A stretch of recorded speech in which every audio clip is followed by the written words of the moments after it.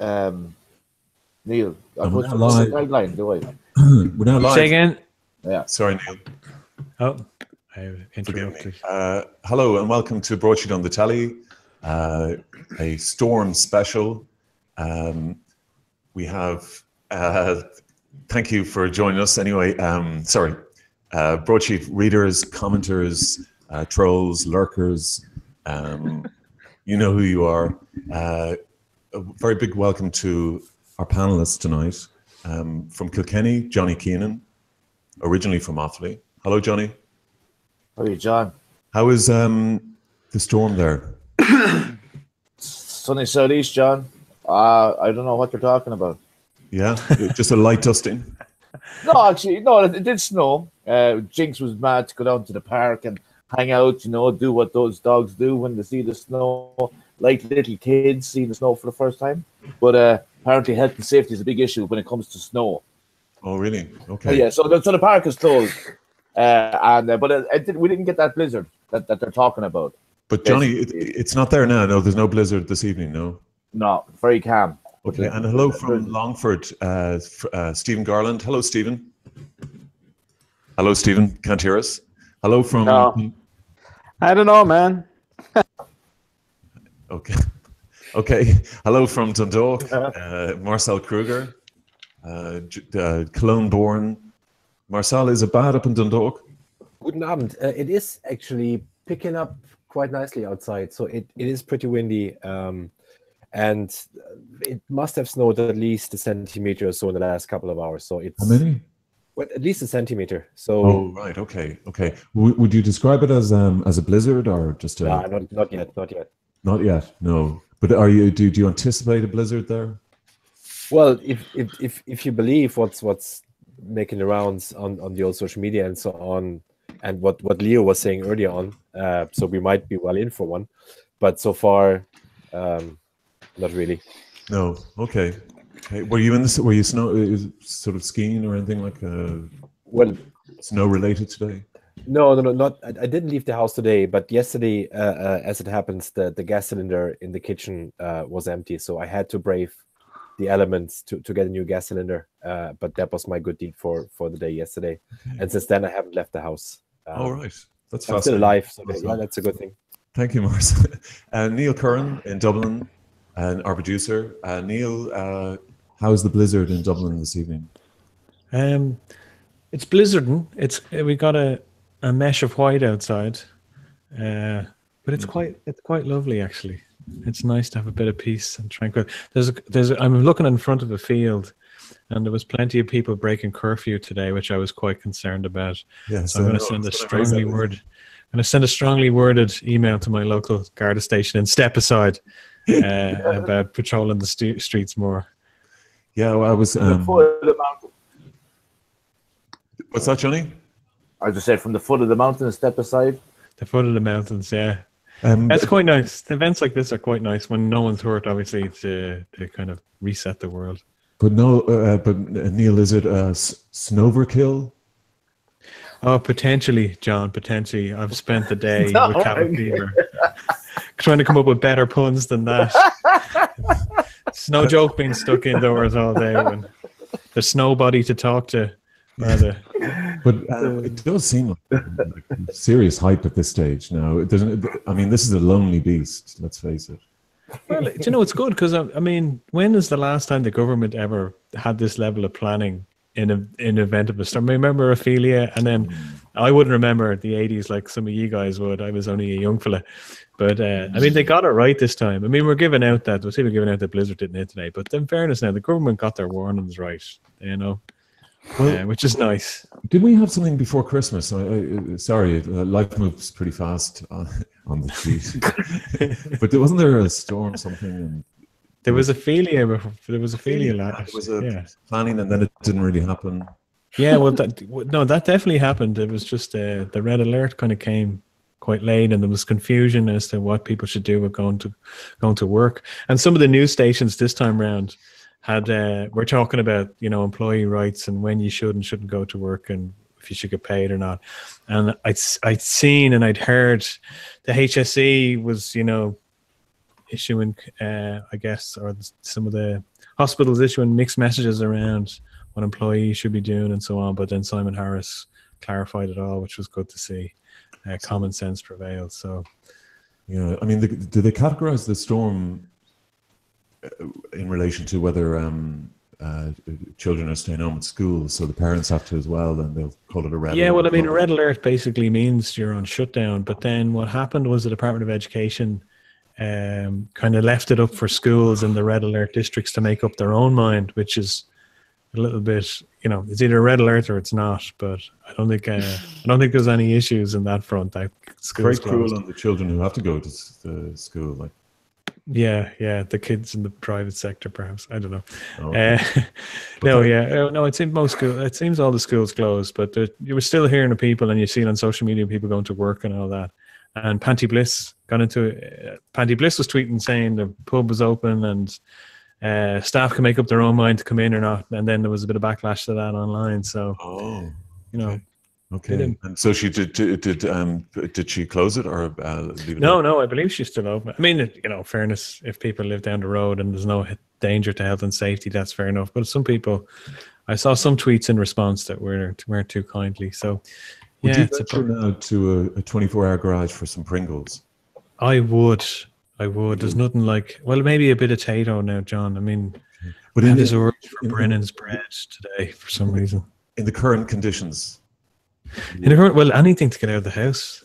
Okay. Isn't that what it is? But did you notice on the sheet this week, though, John, and maybe the panelists can chime in on this, the whole issue with the white bread. There was a couple of commenters were looking down their noses at white bread eaters in such a turbulent time for the nation. I don't know how the other panelists feel about that.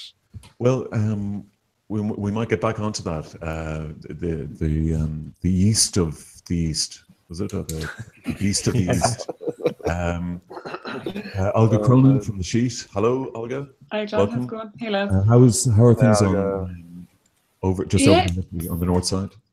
Yeah, it's really snowy. I'm up on the hill, top of Arbor Hill, so yeah, it's snowy. I went out for a walk just around 4ish, and it was fine. But you can see the wind is picking up, but I can't tell. Are you suffering from hypothermia? No, I'm okay, thanks. Did you lose fingers in the beast? No, I didn't. Such a letdown. Okay. Okay, Rob. Hello. Hello, Rob Reeves is no stranger to people on the broadsheet, but it's his first time on the broadsheet on the telly. Hello, Rob. Yeah, thanks for having me, John. How are you doing? Pleasure. Rob, where do you live actually? Are you in Dublin? You're in Dublin, aren't you? Well, I'm usually in Pearse Street, but I came home I think last night to my parents' house in Dunboyne, County Meath. So I'm in Meath at the moment, And how is the blizzard? Are you guys okay there? Do you need food? Do you need bread? No, I think we're okay. I actually went to the shop today, and the one thing that wasn't that was in plenty supply was bread, which is contrary to what I'd seen online. I couldn't find it. My mother sent me down to get wedges and onions. Fucking bread. And I had to get purple onions, which she was disappointed at instead of yeah. And I had to get red onions. I had to get these things, red onions. And then I had to get the I had to get these things called croquettes or something instead of wedges because there was no wedges. So that's kind of the trauma that's hit Dunboyne or my household so far. But that's about it, Few will forget these days down in Meath. Yeah. Is that where the igloo was built today, Rob? The 7-hour igloo. I heard about that. I saw that. It's apparently a load of kids built an igloo that made the news or whatever. I do believe. Yeah, that was Dunboyne. Yeah. Is that the one? Thanks, Rob. Is that the one that ended up on daft.ie for €1,000? What'd you say? What'd you say? The studio ended up on daft.ie. Your mic is a little bit muffled. Sorry. Maybe it's my Icelandic jumper. I was saying, is that the studio that ended up on daft.ie for €1,000 a week in South Dublin? And I'll take it. Yeah. Yeah. Well, I don't know about that. Maybe I don't know. I haven't seen that. Well, you could get somewhere like a small igloo now in Arbor Hill. Olga, wouldn't you? I mean, you'd find something in there. But Olga, on a more serious note, you contacted Peter McVerry Trust tonight, and yes, homeless. And how are they getting on? Yeah, we hope to get someone on, but everyone's just so busy. But yeah, so the Peter McVerry Trust, they opened up this emergency. They opened up emergency beds over in Dublin 8, and so they set them up on Monday first. They set them up on Monday, and there was something like 70 beds at the start, but now there's 120 beds. And so I think it was earlier today, I think I heard that there was maybe 30 people who are still kind of sleeping out by choice. They just don't want to go in anywhere. So there's still loads of volunteers obviously going around the city to give them food and whatever they need, trying to get them inside somewhere. But yeah. And the centre is, I understand earlier, was almost at capacity. That's like a bivouac. They've got like tents within the centre. Yeah, exactly. And so yeah, at capacity. So I guess that's why it's just increased, And I was talking to girl from there, and she was saying that so on Monday it was 70, Tuesday it was 90, then on Wednesday there was 110, and then tonight there's 120. But she said that on Monday 45 people went in, but by Wednesday 106 people went in. So I guess last night, just with the weather getting worse, people said, okay, we'll go in. But yeah, so, and then they have like food down there, television down there apparently, and they have like medical people, social workers. So that's good, I suppose if people who don't go in for to get access, if this is an opportunity to maybe check in with stuff, that's positive, hopefully. Yeah. So yeah. And you spoke to was it Queeving or Queeve Shop? Yeah, Queeve Shop. Yeah. And were they pleased about or more relieved about the weather than? Well, I think they were happy enough that they were up and running by last Monday, and I guess the fact that more people are coming in, that's a good response. Obviously, that means that people are taking up are taking up what's been put on offer. Sorry, Olga, just there was a rumor on social media going around saying that 30 people had refused accommodation, but these are just, they're fully entitled to. It's not like they're no, exactly. And obviously you can go in and you can leave, you can, and they're absolutely entitled, and I think that there will always be certain people who just do not want to go into any facility. I think we have to respect that, I think so. Yeah, there's a guy outside the Bus Éireann in a tent, it looked fairly grim, but yeah, and I suppose like I think having spoken to homeless people over the years and stuff, like whatever, people would say that, especially when it comes to the emergency type accommodation, these kind of facilities where there's just beds next to each other, like these kind of army camp beds, no privacy, no kind of, there might be fears, so but I guess if that's all they can do in an emergency situation, I don't know, but it's amazing what we can do in an emergency situation. I suppose the argument is, let's say in the winter, we wait for these cold winter months to put on extra beds, whereas I think Inner City Helping Homeless would have been saying for months, there are facilities there to put out emergency beds. Why weren't they put out, back, let's say in September, October, when the numbers were just going up and up and up and up? Yeah. Is it just because there's snow rather than rain or cold? Well, I suppose it would be extremely bad PR for the government if debts. Yeah, exactly. Yeah, I'll go.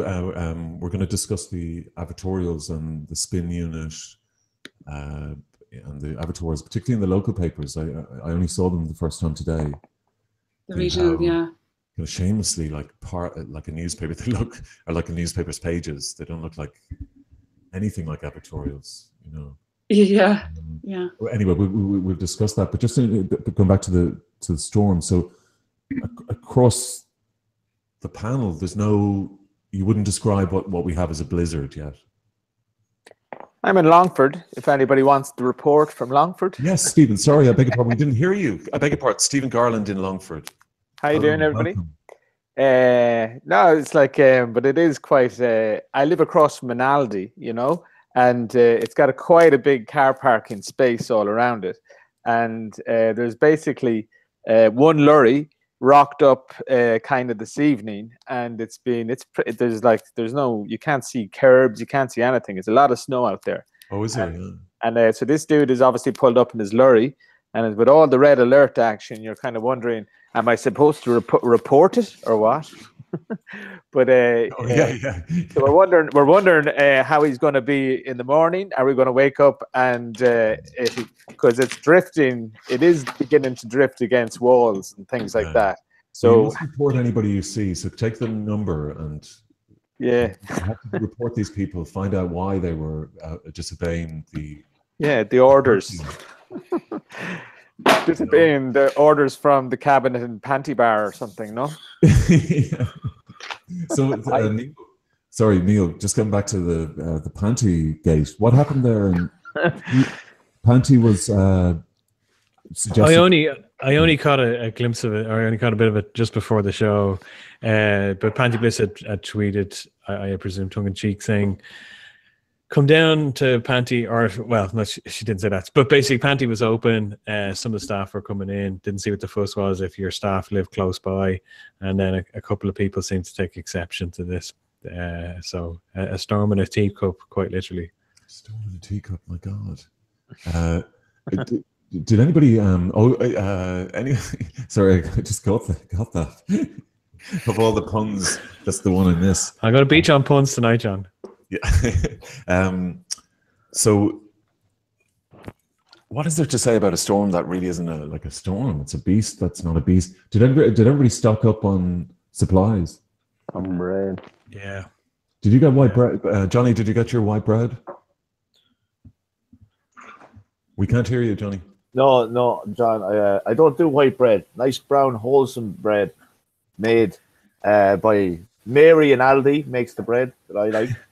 And I don't know. I really don't. I've been kind of coming down from the big gig of Monday night with Bill Hicks tribute. Yeah, I wanted to talk to you about that, Johnny. Yeah, but the bread thing, I'm really perplexed with. I genuinely don't know because everyone. I've got my emergency supplies, which is bread and more bread. Did someone just say it and then everyone just I know. Because it is kind of spiraling out of control, no? Yeah. I want to know, am I missing something?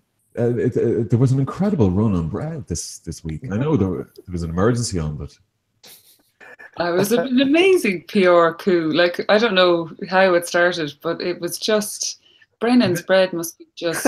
Brennan's was at the forefront, eh? well, Yeah, I mean, I think it was Monday. Was it Monday night or Tuesday night? There were obviously press releases going out saying, "Don't worry, everyone, we've got extra bakers on." First, in the news. Yeah. So it's a bit like. Well, when did we tell them the supply isn't working? But led by Brennan's, I feel, huh?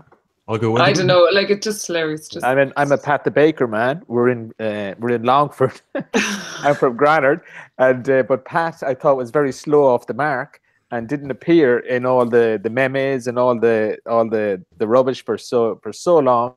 And Brennan's just had a real lead on this, so I think they were onto it, in advance. Maybe we could have an annual Brennan's Day, like Arthur's Day, where we all raise a sliced. Stuff ourselves with sandwiches. Very good. There was a good picture there between a Brennan's bread van and just a guy standing there. It's a fantastic picture, isn't it? Actually, Neil, find that. It's up on the site. Like the OK Corral or something. Yeah, it's like he's taking it, high noon. Yeah. But the last of the white bread in the photographs we've got from the supermarkets. I love your seriousness, all the seriousness of a TV3 reporter in a phone. I'm trying to be serious. Yeah, so, I know. It's a red alert, Johnny. Come on. From what I can see, all that's left in the supermarkets are cucumbers. Those red onions Rob had mentioned. Yeah. And Well, I'll call shenanigans Oh, now. ginger. There's some I ginger. call shenanigans. I was in Super Value today, and they had plenty of everything except mushrooms. No, but they've just restocked. And Well, Dunn's closed. I was very. You see, Dunn's stores were closed today. They're not on social media, so you had all of these people rolling up to Dunn's and seeing ungridded car parks, closed shutters. It was devastation. How was the avocado situation in Duns? Well, there was a bunch of people with no socks on and a pair of slip-ons standing outside looking for their avocados. Yeah, there you go. now, so we're all off tomorrow. Everybody's off work, except the broadsheet is not off work. And this is the disadvantage of when these things happen, when you work at home, that you got to work, exactly as you did yesterday. Would you agree? Yes. A lot of people. Yeah, I imagine so. Oh, okay, Rob. All right. Okay. We're all news working. doesn't stop. Huh? News doesn't stop, John. That's your occupational hazard there for yourself and Olga. Yeah, but so We can stop the snow, but can't stop the news about the snow, but like the bread. in terms then of the cabin fever, so you're there, you've got the white bread, you're in. There's not really a blizzard outside, but how are things inside? Like how have things been the last 24 hours? Anybody? Morale is low, John. Morale is low. There's only so many games of Sense the prize. snaps you can play with cards because you can't remember how to play gin. I'm actually disappointed that none of us are, this is high stool weather as I used to know it. And when you have power cuts and stuff like that in Ireland, there's a great, like there was always a lot of crack in the pubs because you got around it, like to be real fires. I mean, pubs are open, surely, eh? Well, now it's a high stool because of the yeast. Because it's the... Now, what do you mean by high stool? That all sounds the very... brands. that sounds very... Isn't very that serious. the Well, the kind high of... stool at the bar, I think, Steve. Yeah, the high stool is at the bar. I mean, that's where you're going to the bar, you're going to hide away. When you have power cuts, I remember some of the best sessions we ever had were during power cuts and different kinds of cabin fever style scenarios, But there's not much to do in Roscommon now, in fairness, Stephen. So, you have no choice. Really. That's why I insist upon living on somewhere much more exciting, like Longford, which is, Longford, so I'm living the dream, Neil. You better, you need to get it straight. I can only aspire. We're on the train. We're on the train, man. Takes Stephen, about 5 hours or whatever. Stephen, can I briefly discuss your hair is growing back? Stephen went to Russia Fantastic. for chemotherapy and stem cell treatment. I've been treating. I have a treatment going, and a little bit Breaking Bad. It's like I've got a ricin, which is a mixture of. I'm doing twice a week. Castor oil and coconut oil mixed, and rub it in and get the follicles excited about coming back into action. I think it's going great. That worked for me, would it? That's what I'm thinking, Johnny. And it's the beauty about it is I've got it all over. It's coming back all over, and I don't know if I had this much in advance of chemo. Well, I mean, you mean sort of the hairline is returned and. Yeah, it's coming back great. Yeah, that could be the stem cells as well. That the infusion of that as well, right? Yeah, and it's also, I mean, it's a lot of things have intensified. That the orgasms and different things. It's I don't know, chemotherapy. I recommend it for many different reasons. Hair loss. But the difference is that you've got the chemo with the stem cells. I mean, the stem cells are they're like human growth hormones. So. Yeah, so they were my own. Yeah, but will you need to get more of them? No, and that's because it's going very, very well. And the thing is, just say to everybody that Stephen has PPMS. PPMS, primary progressive. Primary progressive, and you went to Russia for chemotherapy and stem cell treatment that costs a bomb. And is not available here. Probably won't be for a long, long time. But it's done you the world of good. It looks like it. Yeah, no, I feel great. And I'll always I don't wish to become Mr. PPMS. You know what I mean? It's like it's something you'd like to leave behind now. And there are 3 people out there at the moment, 3 Irish people. So one of them had a very rough night a couple of nights ago. So it's a treatment that relies. It's as successful as what the environment around you. You have a compromised immune system. And so you can get a flu, and that can really mess you up. You can get different things that a compromised immune system is not able to fight off. So I'm doing well, and so I'm really, really ecstatic. Yeah. And sorry, I didn't want to make it about your illness, but I was very impressed with the growth. It's great. Yeah, the hair. I know. Like, so am I. and obviously Google provides the answers to everything these days. So on YouTube, I've seen sexy hair, and this is where I've got my treatments, my different oils, castor oil and coconut oil combined. And I'm going to come back here in a few weeks' time with an afro, or something.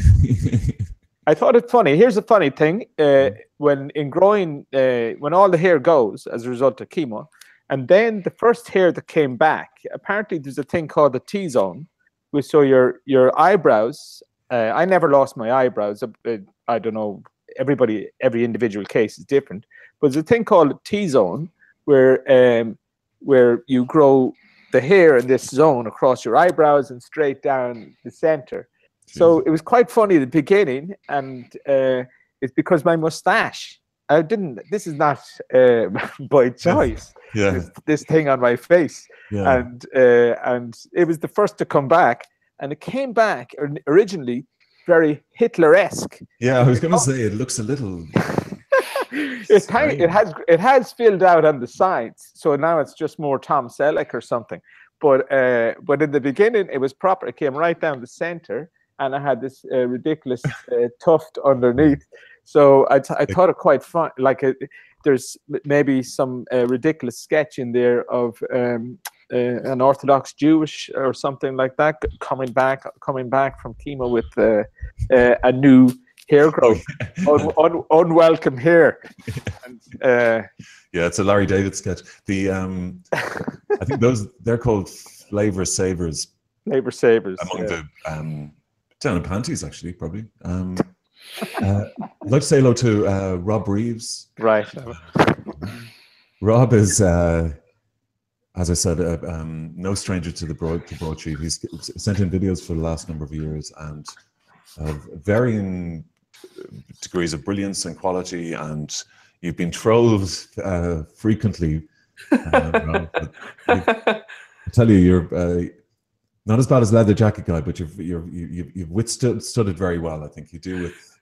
Who's leather jacket guy? Well, I'll tell you about him later. Okay. No, I mean, yeah, it is. Yeah, I have noticed that. I don't know if that's a common thing on your site or if it's just me, or I've never really thought about it too much. But I think it's just a common thing on the site. It's like a kind of well-intentioned hazing, perhaps. I don't know. I get it. I mean, we the site itself gets it more than anybody else. So yeah.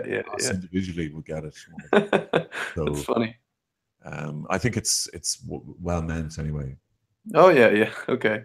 But Rob, you do like Vox Pops, you do films, you do short little comedy sketches, you do a travelogue. You went to the States this year. You featured a lot of it. Like a Kerouac kind of journey. Yeah. On the cheap. Yeah. What are you doing? What are you doing with your life, Rob? Well, yeah. I mean, I watched The Office when I was 18, The English Office, and it was a sort of a light bulb moment. I wanted to write comedy, so I was sort of undisciplined about that for a few years, and it takes discipline to be a writer. It's not particularly rewarding for a long time, I think, as you're building your craft. But so sort of when I was 22, I started to write, every day, and then I was in Paris for a few months, and at the end of that, I shot my first Vox Pop. You know, I sort of went through this phase where I was into I still am, you know, into self-development. So I sort of was just doing anything that was sort of either was it took discipline or was scary. So the Vox Pop was the first Vox Pop I ever did. It was called Finding Love in Paris. It was probably just to that aim, like, because it was scary. I uploaded that, and I guess people in my social media circle and that type of thing were surprised, you know, because I probably wouldn't have been that type of person in school or whatever, you know. Really? No, not really. So you're extremely extrovert on camera. It's weird, man. You know, I'm just this weird combo between you know, just shy and extroverted, you know. But yeah, so then I think the following year I uploaded like that was 2015. I uploaded that Paris film. And then in 2016, I intended to upload like 12 comedy films, and I uploaded 4. And then the following year, I uploaded, like, in 2017, I uploaded like 70, 80 vids, you know, to YouTube. So it was loads of fun, you know. But a lot of them came from that trip in America, you know. Yeah, and like some of the stuff you get incredible. Like you interviewed homeless men generally in Atlanta. That was just stunning. Oh, thank you. Yeah. Also a heroin addict in Dublin who was just brilliant and articulate and great guy. Yeah. Sad, but also, you know, accepting of like his addiction, I guess. I honestly haven't watched it back recently, but it's sort of I just met him. I was just having a coffee or something. I was reading a book or something outside a cafe, and I think he might have asked me at the book, and I sort of realized when I realized somebody's a good speaker and maybe they have something interesting about them, like, you know, I don't mean interesting in a sort of a, you know, in a weird way, just, you know, like a homeless guy, and he was speaking very well or whatever. Actually, he's not homeless, sorry, but he's a drug addict. And he's speaking well, and I just usually when that happens, when I speak to somebody and they speak well, I'll ask them for an interview, and he said yes, you know. But yeah, he's a great speaker, you know. And also, like, I think what you discover, Rob, and maybe you have a gift of bringing this out in people, but I found just on the site that, like, you know, people are just utterly fascinating, aren't they? I mean, you just stumble across anybody. I mean, all the people on our panel, for instance, on the telly, broadsheet on the telly, are just simply people who, you know, we kind of connected, but they've all fascinating backstories. Sorry, Rob, yeah. Yeah, without a doubt. Like, I don't know, I do find like people open, or like, not that I find it, but people have said to me like that people open up to me quite easily, it seems, or something. And I'm not that judgmental, you know. I suppose I'm not that judgmental as a person, particularly in that role. Maybe I am privately or something, but particularly in that role, you know, I don't know, like, I don't see the point in basically judging somebody, you know. So I think that's a good way to do it, you know. I think it's good to have a conversation and to just be interested and try to see somebody's perspective, and then they'll just share more with you. So yeah, I enjoyed that that homeless interview. It's like a 20-minute long chat, more so, you know. And Rob, do you think it was, I mean, I don't want to go into this unless you do, but you were saying you were going through personal development. Do you think that's going to help you, like, deal, you know, just, it's almost like therapy for them, for you, for, you know, the Vox Pops, or? Oh, as in approaching people on the street? Well, no, you were saying a few years ago that it was part of your personal development, doing the Vox Pops, starting, you know, doing something brave. Is this without a doubt, you know, but it's not obviously as the more you do it, it's less scary, you know, and I just enjoy doing it, you know. But at the start, for sure, it's a funny thing with Vox Pops, you know, like it can be a mental battle, you know, because if you're not feeling, what I find is that because you're approaching people on the street, and a lot of people don't want to be on camera, you know. So if very often you'll get 7, 8, 9, 10 no's in a row. Really? Yeah. And it's, of course, and it can be a self-fulfilling prophecy and kind of a bad, you feel nervous going up to them. they feel kind of weird energy off you, so they're going to say no, and You're then like it a can kind of chugger. go down. What? You're like a chugger, you know, one of those charity. If you have that energy about you, yeah, you can kind of give off a sort of a, Needy I don't vibe. know, a needy vibe, or like I'm going to take advantage of you, or I'm going to, because people are always afraid like you're going to set them up and like make them look bad or make them say something weird or something, you know. Yeah. Which of But that's course, 'cause- I think that's because you are playing a role, Rob. So it's they're probably like, whoa, who's this? You know, who's this Yeah. tiny folk guy? You know, who's this? yeah. But yeah, definitely anything I would encourage, you know, definitely been good for my self development. Anything that's scary or takes discipline, you know, like that year, I used to be just a madman I ran a marathon like in Dublin, or like started approaching people on the street. I took like MMA lessons. I moved to Paris and played music on the street. You know, anything that scared me shitless, I was kind of open for. You know, so yeah. But I love doing the Vox Pops. You know, and I haven't done one in a while, so I'll probably do one soon. You know. Well, maybe broadsheet readers or some of the viewers can suggest your next Vox. A topic, yeah, I'd love that. Yeah. I'd love that. Rob Reeves Films. It's on YouTube, and you've got Facebook and website and everything. It's just Rob Reeves Films, right? On YouTube, it's just Rob Reeves, and on Facebook, it's Rob Reeves Films, and on Instagram, it's Rob Reeves Flims, because I spelled it wrong. All right. So that's that. But yeah, Rob, is Rob Reeves your real name, Rob? that's my name, Rob Reeves. Okay. Yeah. Okay.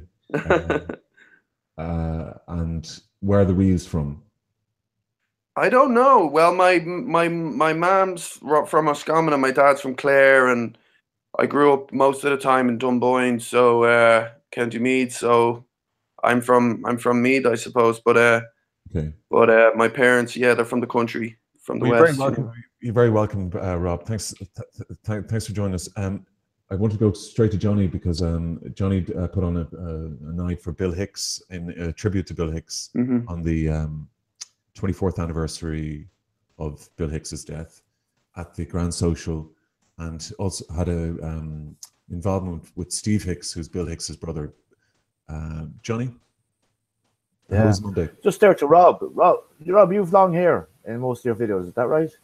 I cut it. Yeah, I cut it. Yeah. I have you. Brilliant. I love your stuff, man. Oh, what a yeah, really good. And as John said, you've got a real likability. So I think that's why your videos really stand out more than an awful lot of main broad organizations. Let's just say. I really appreciate it. Yeah. So Johnny, No Bill Hicks, how was it? Yeah, I was fantastic, John. Straight up, we had a poor crowd, but the ones were there, traveled from far and wide. There's a Tullamore posse that seemed to follow me around, like what we do. So they came up and brought some serious, awfully good vibes to the proceedings. Obviously disappointed that we didn't have more, because last year we peaked. We had about 100, and this year we had about 25. The weather was it was getting bad though, wasn't it then? No. Just Monday night might have been a problem. Anticipation that the weather was going to be bad might have been a problem. Not enough of a run-in from a promo perspective could have been a problem. But the night itself was fantastic. Steve Hicks was, it was the anniversary of Bill, so we wanted to do it on the actual date, because I believe in the whole. Bill Hicks said, "I left in love, laughter, and spirit. And wherever spirit, love, and laughter abide, I am there in spirit." So that's a very strong thing for him to say, because he knew that he was dying with pancreatic cancer. So he had a lot of time to think in relation to assess his life and what he wanted to be remembered as. So it was very pivotal that we had it on that day. And then we invited his energy into the room, like a kind of seance that we have. Not being mockery or anything, but it's something that he might do himself. And obviously, Steve didn't have a problem with. So that was kind of how we set the tone. We had 4 comedians: David Malin, Gary Lynch, Margot Carr, and Harry Smith. So those guys are really kind of out there in their field of comedy and spoken word and slam poetry. And the whole theme of it was, listen, the next revolution will be a revolution of ideas. So they brought their ideas. and there was an awful lot of people interacting there. We had a raffle. My mother-in-law did a fantastic portrait of Bill, and we also had a voucher from the Holy Show Tattoo Emporium. So we raised 105 euros. We raised a certain amount of money in the door, but there was venue hire. So basically, we have 105 euros to give. 52.50 goes to the Bill Hicks Wildlife Foundation, and 52.50 will go to a homeless charity. Great. So I'm just kind of going to write a review about it, and then just put it out there to any of the homeless charities that want it. Yeah. You know, it's 52.50, but there is a point to this. Yeah. We want to keep it going. And as Olga said there earlier on, with the homeless situation, that everyone was galvanized in relation to making sure that everyone has a roof over their head tonight. So we've done it. We've literally almost fixed the homeless situation in Dublin by this red alert. So we have it done now. So all we got to do is just keep it. So these guys that are after coming in for these services, they should be kept there and should be given details and saying, listen, how can we help you get to where you need to go? It's very simple. It never was difficult, but it was spiraling out of control. So this is the real positive thing. So I wanted to really highlight the homeless thing and to raise money, obviously. So I did an interview with Steve Hicks. I was very nervous about, but I think it was good in the end. We got to find out some stuff that we didn't know about Bill. The video contributions was unbelievable. Our friend Kieran Butler has a fantastic video. He's a great parody satirist from Australia, you know. He has an amazing topical song about teachers. Take your guns to school, to the tune of Ruby, Don't Take Your Love to Town. So yeah, exactly. So he gave us the exclusive on that video for the night, and it's up there on YouTube now. I'll send you on the link if you like later on. Up tomorrow. And that was cool. Sophie Prince, another strong feminist comedian, very much inspired by Hicks, just turned it around and gave all this smut. And from a female perspective that you wouldn't expect, you know, a lovely lady, but get her on stage and she's a foul-mouthed, ripping it up comedian, as you'd expect. And so she gave a fantastic video contribution. Vanessa Glenn as well, which is a really important Facebook group that has thousands of fans, that the Bill Hicks People Who Hate People Party. She gave a beautiful tribute to Bill, acknowledging Sean Hughes as well. Oh yeah, sure. Yeah, Sean and Steve were very good. I didn't know that Sean Hughes had seen Bill live, and he just gave up comedy for 7 years because he goes, "What's the point? You know, I'm not going to better that." And my kind of comedy is very similar, and I don't want to be accused of ripping him off. But I did want to make the point as well that Dennis Leary, who I found out how I got into Bill Hicks, was through Dennis Leary, because I'd seen No Cure for Cancer. Yeah. And I was going, this is amazing. Yeah. And then I seen Bill Hicks, and not alone, like, you know, was he ripped off? He was completely plagiarized. So, and then you can kind of only imagine how someone like Steve or Bill Hicks would feel. He's after ripping me off. He's after literally plagiarizing my material, and he's more famous than me. Yeah. You know, I'd say that must have really got under his skin, because most of the time Hicks was fighting censorship for basically just telling it as it was, because it was so close to the bone.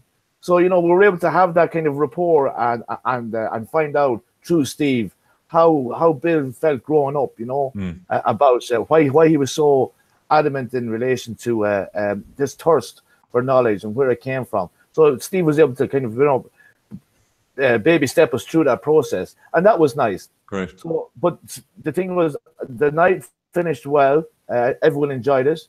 Right. We did exactly what we wanted to do. So it sets it up for the 6th year, which is next year, and we've already planned in advance. And hopefully, Stephen and some members of his family might come over. His mother's 88 now, so and right now at the moment they're actually in the process of having a statue built for Bill in Houston, Texas. Yeah, so that's that. Yeah. So basically, he's never been more popular than ever before now, John, and his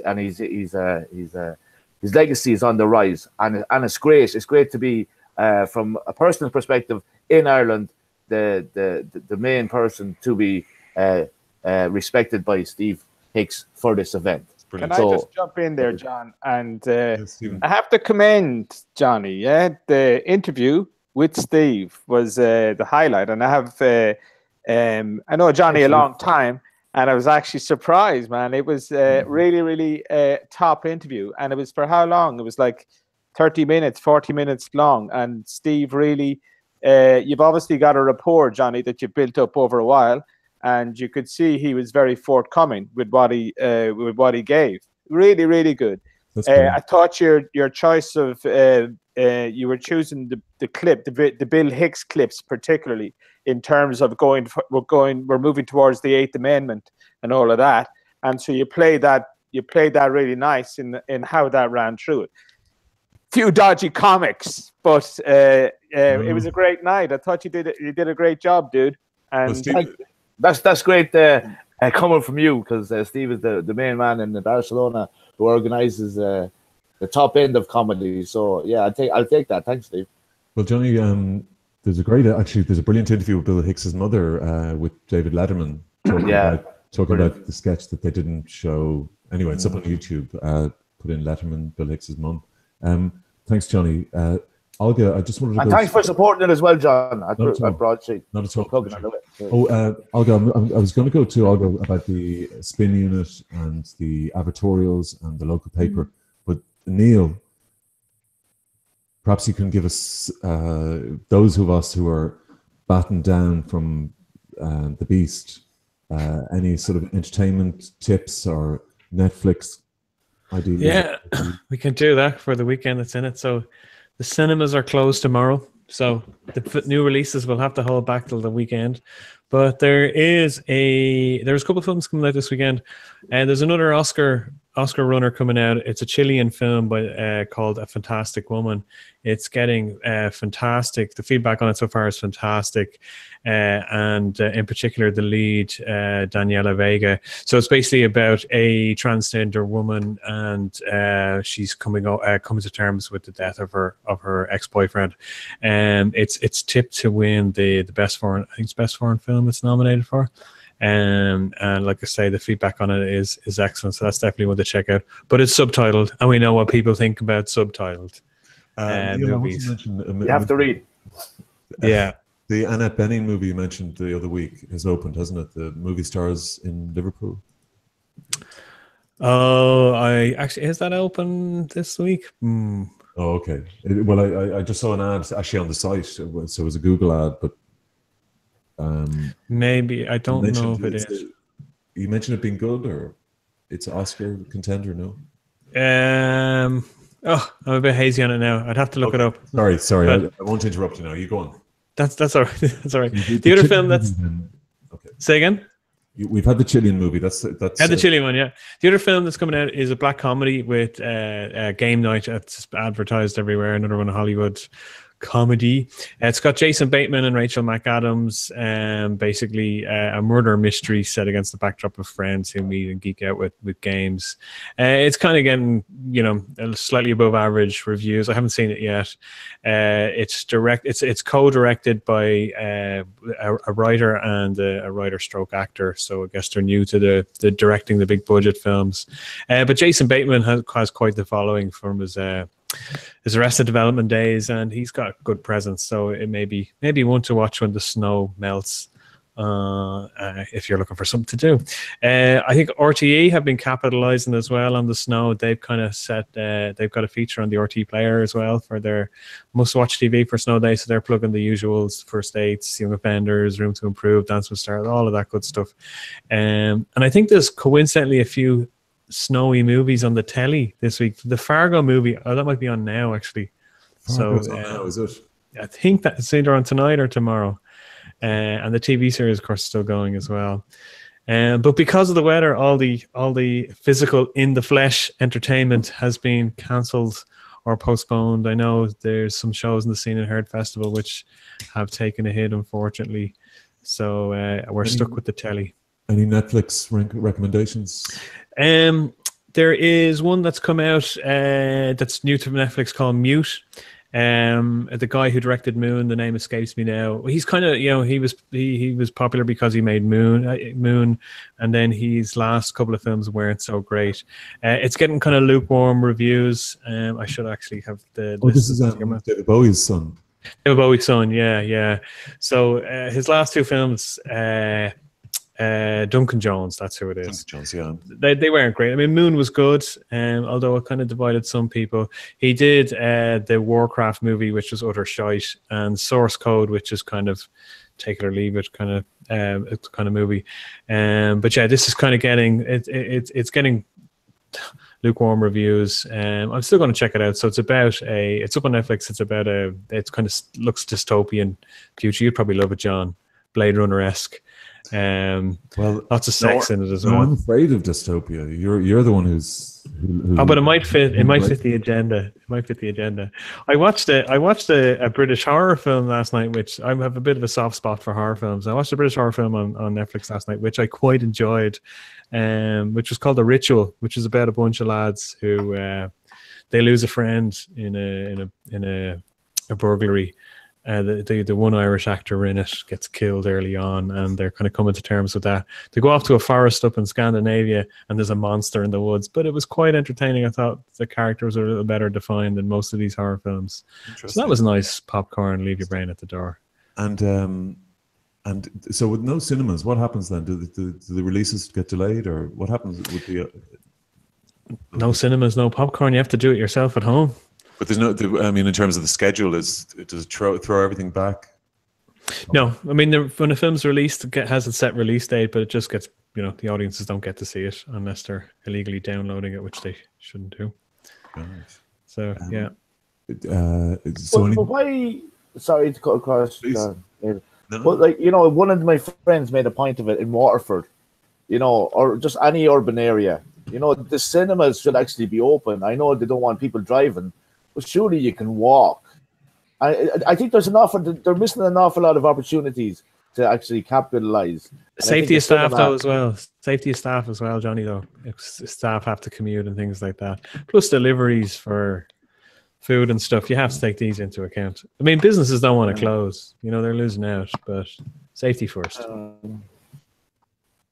I don't know. Yeah, okay, safety first. But going back to 1982 when we were out in the snow, I don't know, man. We were skidding on ice, really, on ponds, on the canal, and there was never any doubt, there was never going to be a scene from The Omen.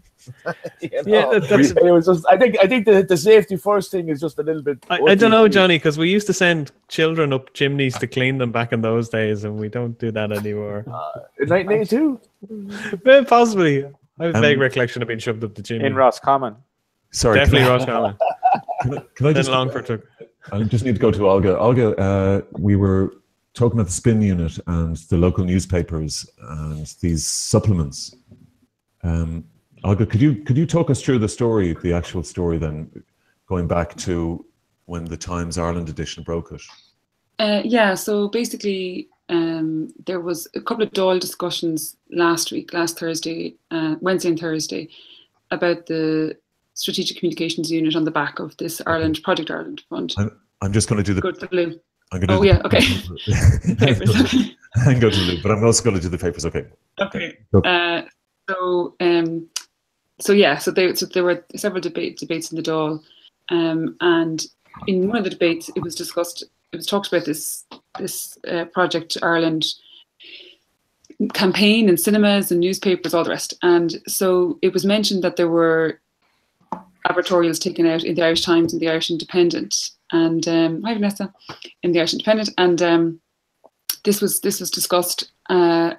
So some politicians were trying to get some details, but there was no details forthcoming. Then on Friday, the next day, Ellen Coyne, in the Times Ireland edition, basically reported that some journalists in INM were basically, how did she say it? She said they were asked to write positive news pieces which could not include negative or critical content, but that they were to state in partnership with the government. So anyway, these pieces had in partnership with the government, but it was in the exact same kind of font typeface as would be in a normal, in a newspaper. Like, it would look like this similar news page. So that's fine. Then on the Saturday, Justine McCarthy in the Sunday Times reported that some people who had been quoted in these articles or these pieces weren't told that they were being asked for questions or being asked for comments for an advertorial. That was Carl Dieter and Constance Gurdjieff. That was Justine McCarthy's story. And then on the Monday, Ellen Coyne again had more reports on it, but this time she was talking about the regional papers, and she was talking about how some regional papers were instructed to make these government advertorials look like they were independent stories, and in some cases just part of the normal news cycle. And they were told to clearly not have it marked as being a government press release or whatever, or government information, let's say. And she also said that there was a similar campaign. So this is all to do with the National Development Plan, this big 116 billion plan for until 2040. But she also reported that there was a similar campaign ran for the Creative Ireland, which is this, the Creative Ireland initiative sponsoring events around the country, arts, all the rest, last summer. But so it would seem like that was a kind of a trial run for how this would work. And basically, and I suppose I should have said that how this happened was the Strategic Communications Unit, which Leo Varadkar set up after he became Taoiseach. The Strategic Communications Unit used this agency called Media Force Ireland, and so that was the conduit between, let's say, the newspapers and the Strategic Communications Unit. And so this is the group that was done through. But so anyway, yeah, so they had a similar campaign for Creative Ireland, and she and Ellen Coyne reported that the regional media campaign was run by this group, Media Force Ireland. But what's interesting is that Media Force Ireland owns Iconic, which is a publisher which owns 15 regional titles across Ireland. Yeah. So I suppose the story about the regionals is probably more interesting because she reported that basically the government was paying way over the odds. So she said that one paper was paid like $4,000, and it's just money that I suppose they can't say no to. I mean, the struggles, everyone knows the struggles of print media, especially with obviously regional titles. So, but they wouldn't have got the money. They were told. Sorry, go ahead. Sorry. The conditions of these supplements were that they look like the paper. Yeah, exactly. And so she said, Ellen Coyne said that basically, she reported that senior staff at some regional titles owned by Iconic. So like I said, so the Strategic Communications Unit hired this group, Media Force Ireland. Media Force Ireland owns Iconic. Iconic owns 15 regional titles.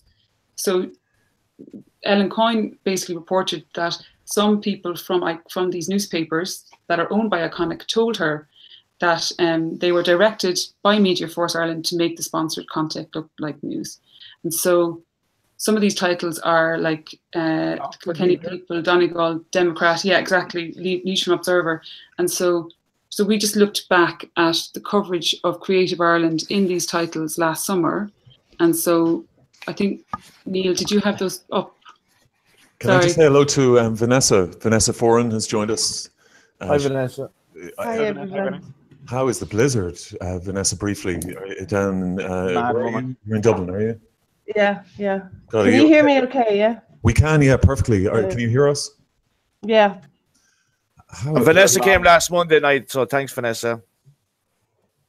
Vanessa. I had a good time. Thanks for organising it, Johnny. Welcome. You look very well. The blizzard, are you okay? Or yeah, we're good. We're good. It's a bit surreal, actually.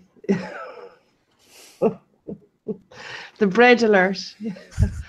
No, we're good. Yeah, no, it's really hit now, actually. Has it? Yeah. It's the weirdest one now. Like we snow, in 2010, we a huge amount of snow here in Crumlin, and you couldn't, like, the paths were inches deep in ice, and it's very different this time now. It's very heavy. I'd be surprised if we'd be able to get out of the by Saturday. Yeah. Is it heavier than 2010 now? it's different now. It's not windier. In 2010, I think it was, when it fell for 24 hours. It was lovely and drifting. Now it's real hard. Like it's all up the windows. You know, it's hitting the windows and it's staying up, and the slidey doors just have these mounds wedged up, and you open the slidey door and literally a snowman walks in. You know. No. Yeah.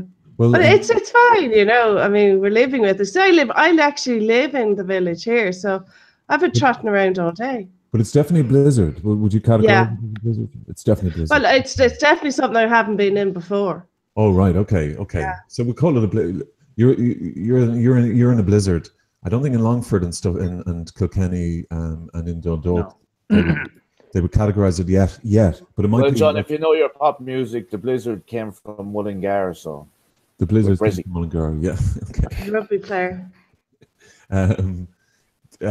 Sorry, Olga. Do you want to show us examples of these I'll put them up on the telly or these up on the screen. advertorials? Thanks, Neil. So yeah, so anyway, these are just, so we just look back at the summer of last year, because this is what was reported, because papers weren't really, the names of the papers and stuff was very clear, and we're not even still clear, but these are just reports that were in August of last year in several regional titles, and as you can see, they're pretty much all the same. And a lot of them are, like, let's say if you stop at that one, like Leader News, you know, it's under the category of news. But that does say by Heather Humphreys. Some of them say by Heather Humphreys, some of them don't. But most of them are under the banner of news or the tag news, you know. And there's no indication except maybe that logo there at the bottom. Well, yeah, exactly. And this was and did Heather Humphreys even write the piece? I wonder. Well, this is it, you know.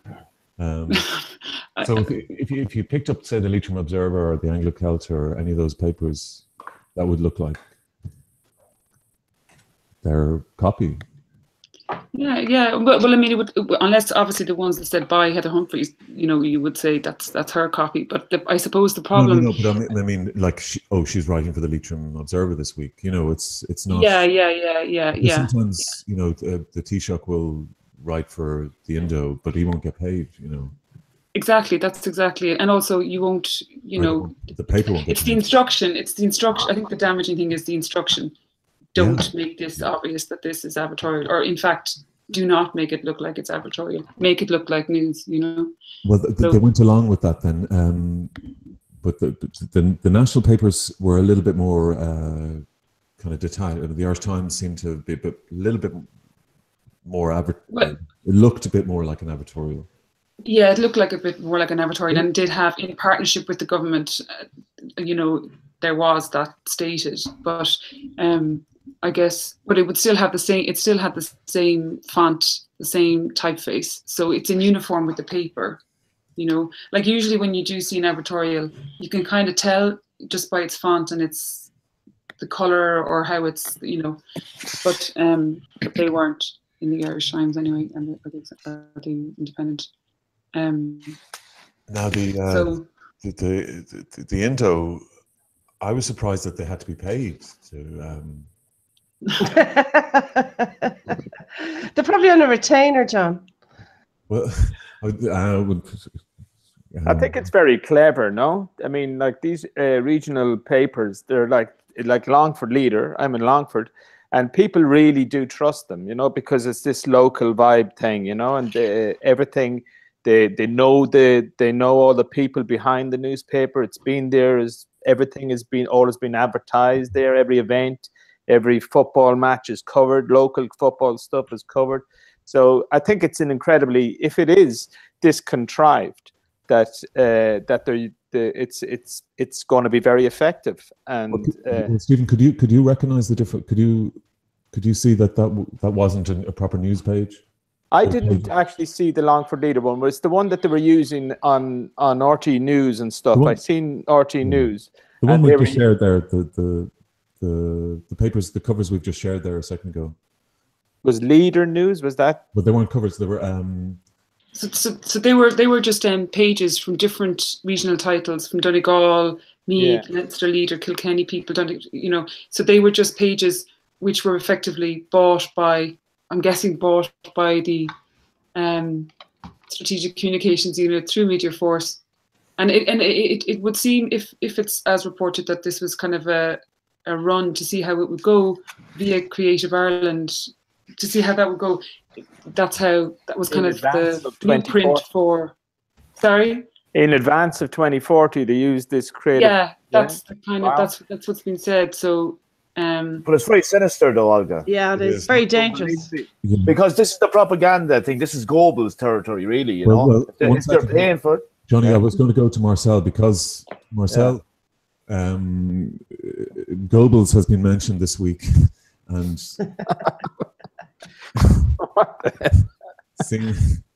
perhaps you could defend Well, no, I mean,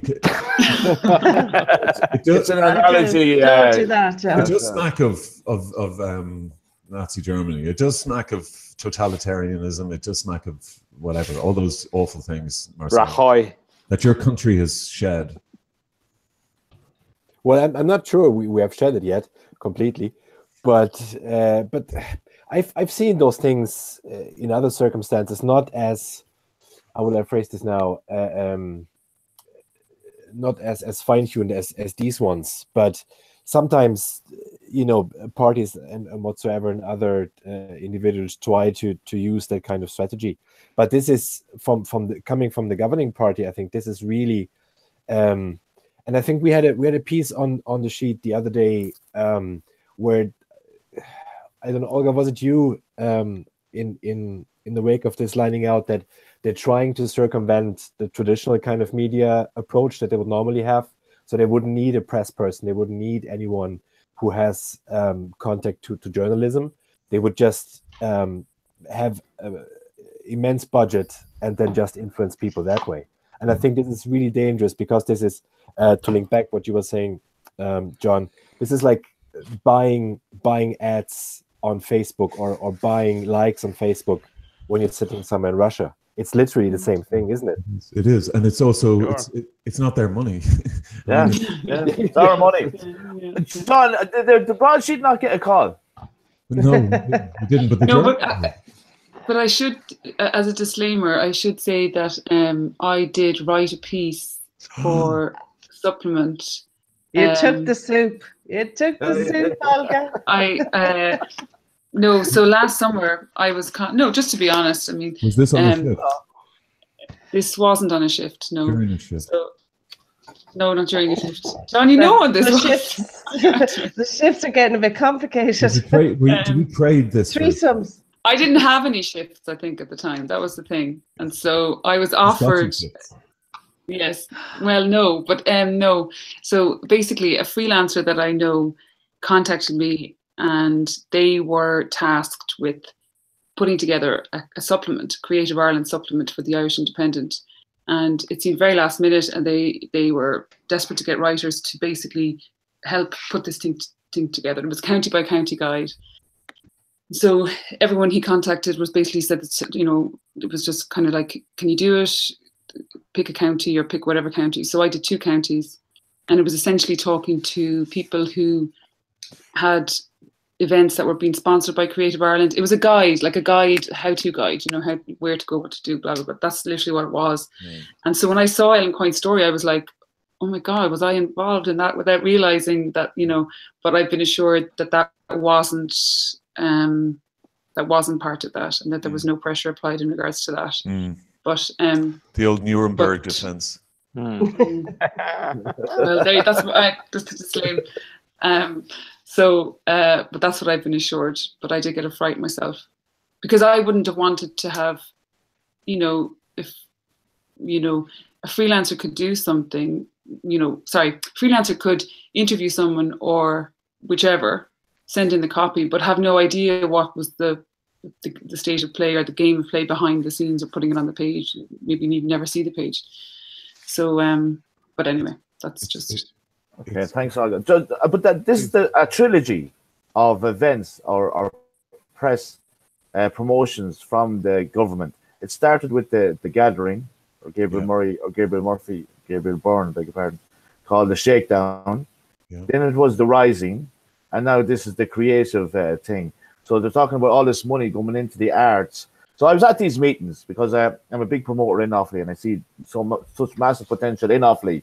In all fairness, like I do have a plan, a strategy where I can bring massive amounts of unemployment to Offaly because there's nothing there. Originally, there was a power station and used to employ thousands of people, but so there's an awful lot of infrastructure there, and it's something like Banksy could go crazy in, for example. And that's no exaggeration, because I know an awful lot of creative people, and I think that's the way they think in relation to creating jobs. But in relation to going to these meetings, there's no money for Offaly, no more than there's anything for any county outside of Dublin. That's where the lion's share is because the population is there. But in relation to what exactly the government and Fine Gael and Varadkar's press people, which are hilarious, because they tackle every kind of PR situation from a White House perspective. They don't understand that Irish people are completely different. But we're obviously localized now, and this is the kind of crap you have to listen to. These pictures of trombones and blue skies, you know, going all around the country, regional papers. It's quite scary saying that this stuff is happening. It's like saying, like, you know, there's no homeless crisis, you know, because they don't talk about it, doesn't exist. If they talk about everyone is employed, there's no unemployment. So it's complete and utter propaganda, full end, top end. And I know exactly where he's coming from. This is 100% American spin. Well, the point I'm trying to say is Irish people are nowhere near as gullible as the average American. So the game's up, lads. That's what I'd say. Vanessa, and I sorry. Oh, sorry, Olga, please. No, I was just going to say one other thing that so Ellen Coyne tweeted a section of an email that was sent from this media force group to newspapers, and it showed like it literally says, you know, I can't remember the quote, but basically, do not make this as marked advertorial, and it's in red writing, and she explained that this is how the email was sent in red writing. This, you know, this instruction. They bolded it. Yeah, and I think it's really interesting that the response to that email, because she had reported during the week, but there didn't seem to be, I don't know, a kind of a belief or something. Well, but I think Noel Rock had completely denied the story, and Leo in the Dáil really tried to rubbish it. Yeah, and Leo, yeah, absolutely. Well, Noel Rock said on Monday on Sean O'Rourke, it was a trumped up charge, you know, and all he'd seen was trumped up charges and a press release, which I'm guessing was the Social Democrat press release, because they were saying that they were complaining to the advertising authority about it. Catherine Murphy. But it's interesting, the response since Ellen Coyne tweeted that. Did Leo Varadkar mislead the Dáil then? I mean, he said that there was no like they had full editorial control. They had full editorial control, exactly, yeah.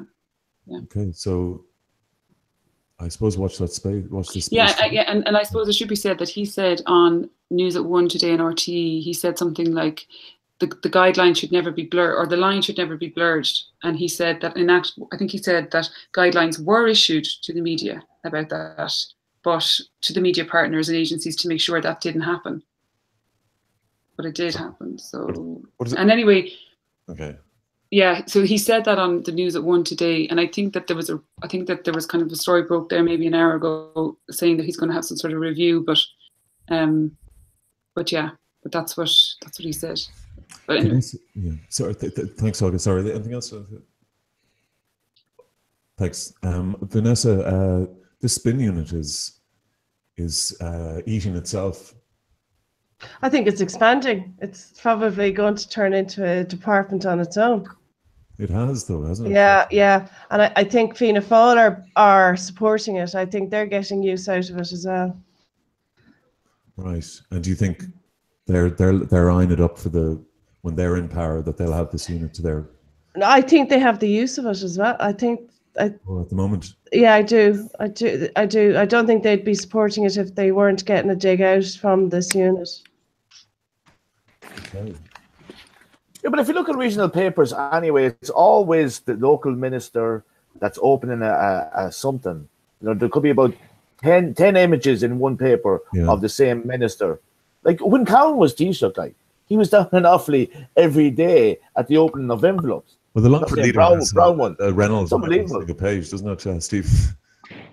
What's that? The Longford Leader has a Reynolds on every page, doesn't it? Yeah, and they got a new champion in, because there is no Longford TD, and that's the first. It's the first time in a long time that Longford has never had, because of the Reynolds kind of legacy, let's say.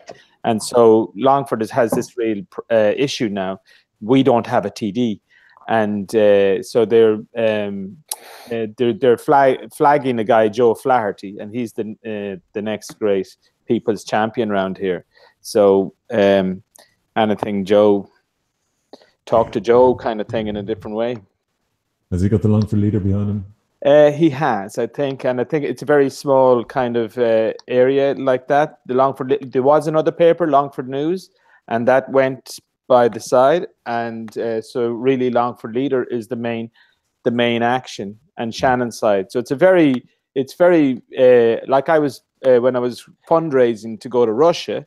I had a few events with Jason Byrne and stuff like that inside the Longford Arms, the Reynolds like stronghold, and they own the hotel, and so like it's very easy to, it's only a very small media, and that's why I'm saying that it is frighteningly a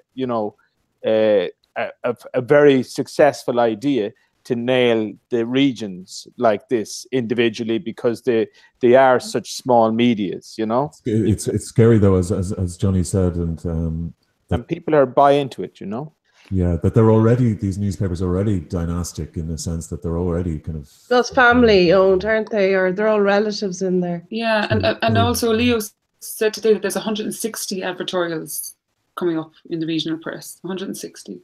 So, yeah. And we're paying for that. We're paying for that. It's almost like state aid. It's incredible. Because those... Now, these ones are clearly identified, by the way, sorry. So it might be different to the Creative Ireland ones we saw, but sorry, Vanessa. So they no, I'm just saying it's like. Sorry. No, I'm saying it's a form of state aid. I hope all these papers, when they take in this work, because it's work, it's not reporting, it's not their operations. This is work for them. I hope they all have their tax certificate. As a supplier to the state, I hope their tax affairs are in order, and but their payments are stopped, withholding tax the same as mine are. Because they're effectively they're suppliers now to the state. They're doing a state of service. They're, hosting government propaganda. Neil, or the panel, anybody, but Neil, just we haven't heard from you for a while, and Rob as well. It's almost like they don't know that the internet is there. Yeah, but when has the Irish government ever been clued up on what the internet, the power of the internet? But you'd almost sort of believe the conspiracy theory that they don't want this broadband in the rural areas. They'll just... I don't know if we can call it conspiracy. I don't think you can claim it as a conspiracy theory anymore. No, well, if they can keep feeding the regions with well, it might be a government spin thing, because outside Dublin, Leo has no traction. If do you remember, like in the membership battle with Coveney, all his votes were from the House and Dublin. And the 2/3 that didn't vote for him were outside Dublin. Yeah, so I wonder if we could massage that sort of conspiracy theory into why they're doing it. It's a marketing campaign. It's a marketing campaign. Yeah. But for a government that just hasn't a mandate, like... Yeah, exactly. But this is why I meant about Fianna Fáil being party to this whatever we're calling the campaign for Leo headquarters. What are they doing, Vanessa? What are they at? What's Fianna Fáil at?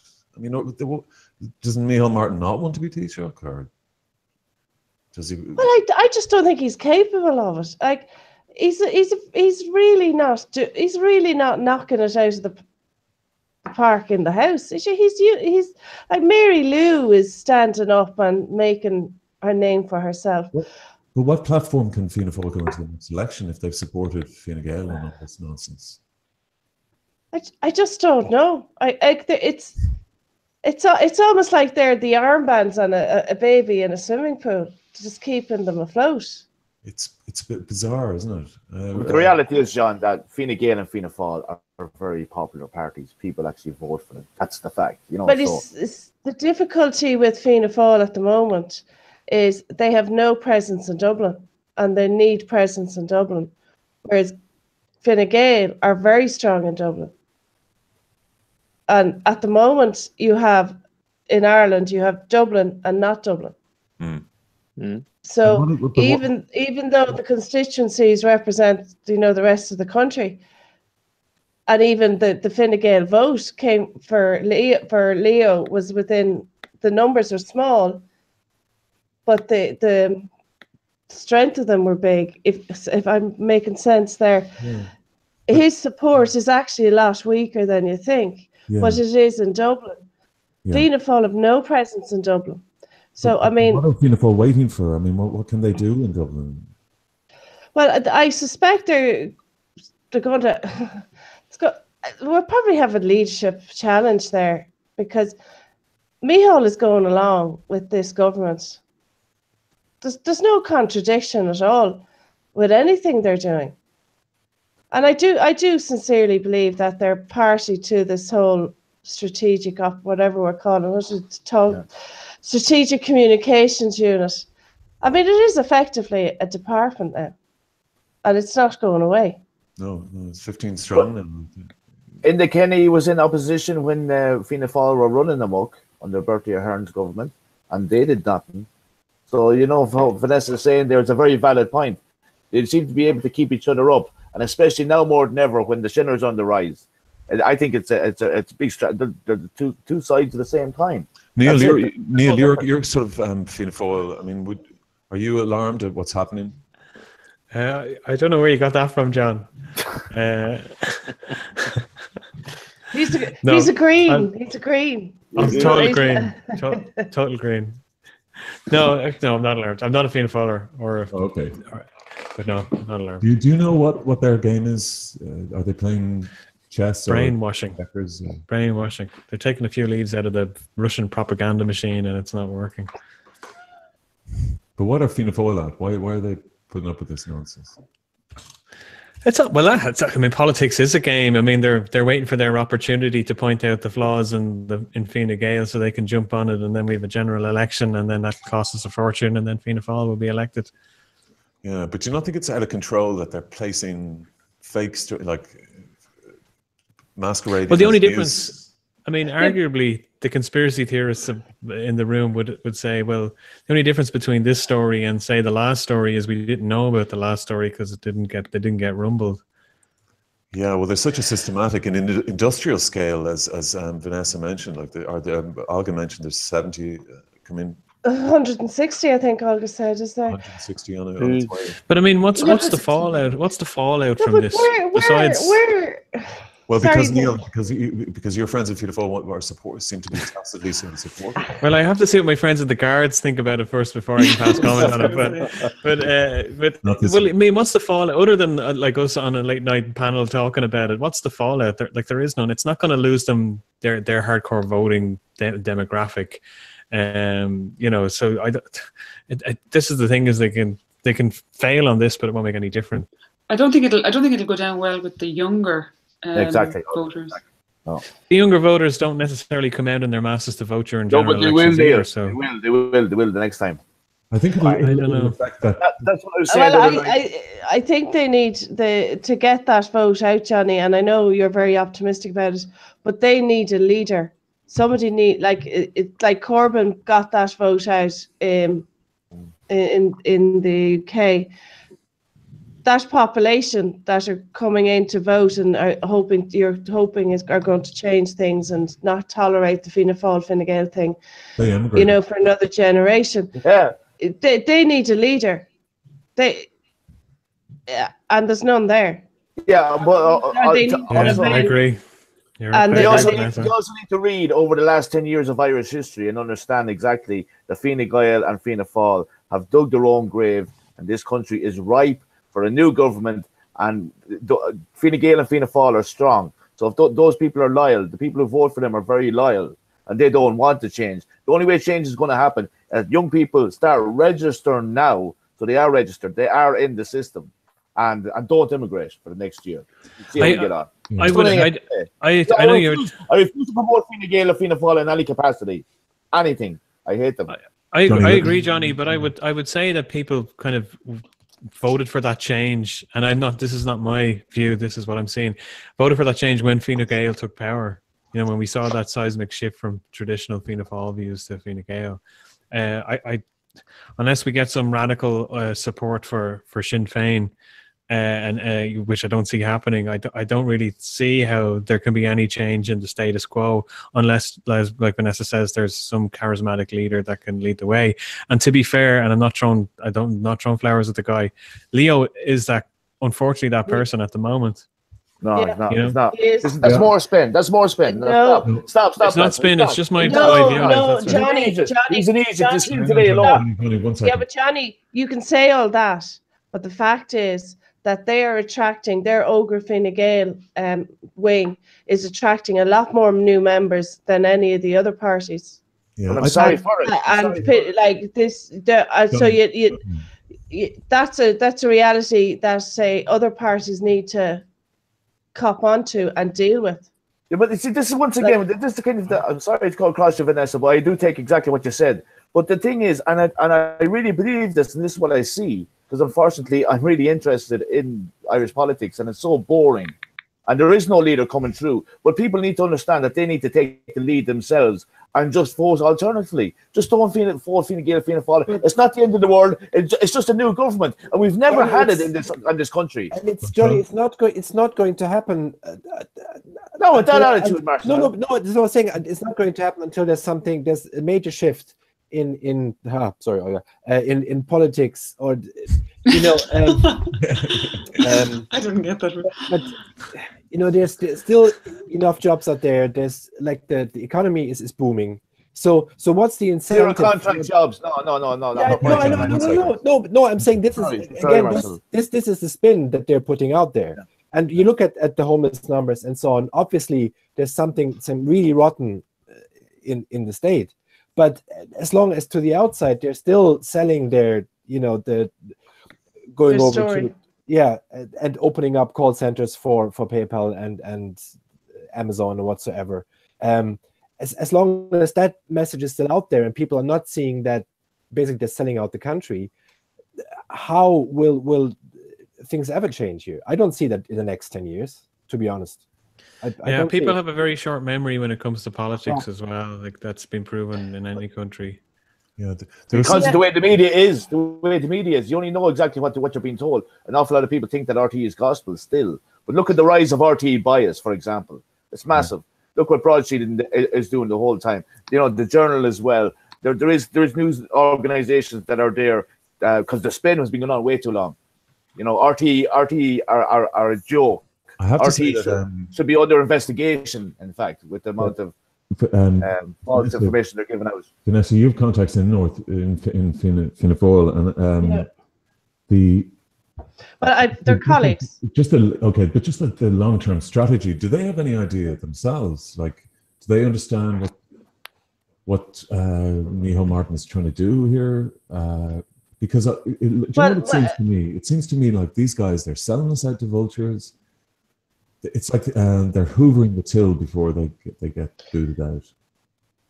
Well, you see, the people I work with, and I'm very fond of, they were always outside the tent, and they're Fianna Fáilers that were outside the tent.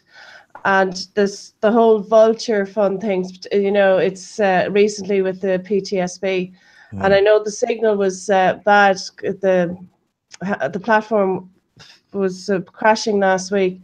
I don't know if I got that point across, is that there's an enormous amount of commentary on that PTSB thing, and it's from people who don't work in that industry or are involved in mortgage arrears or family home resolutions and stuff like that, and particularly stepping in, and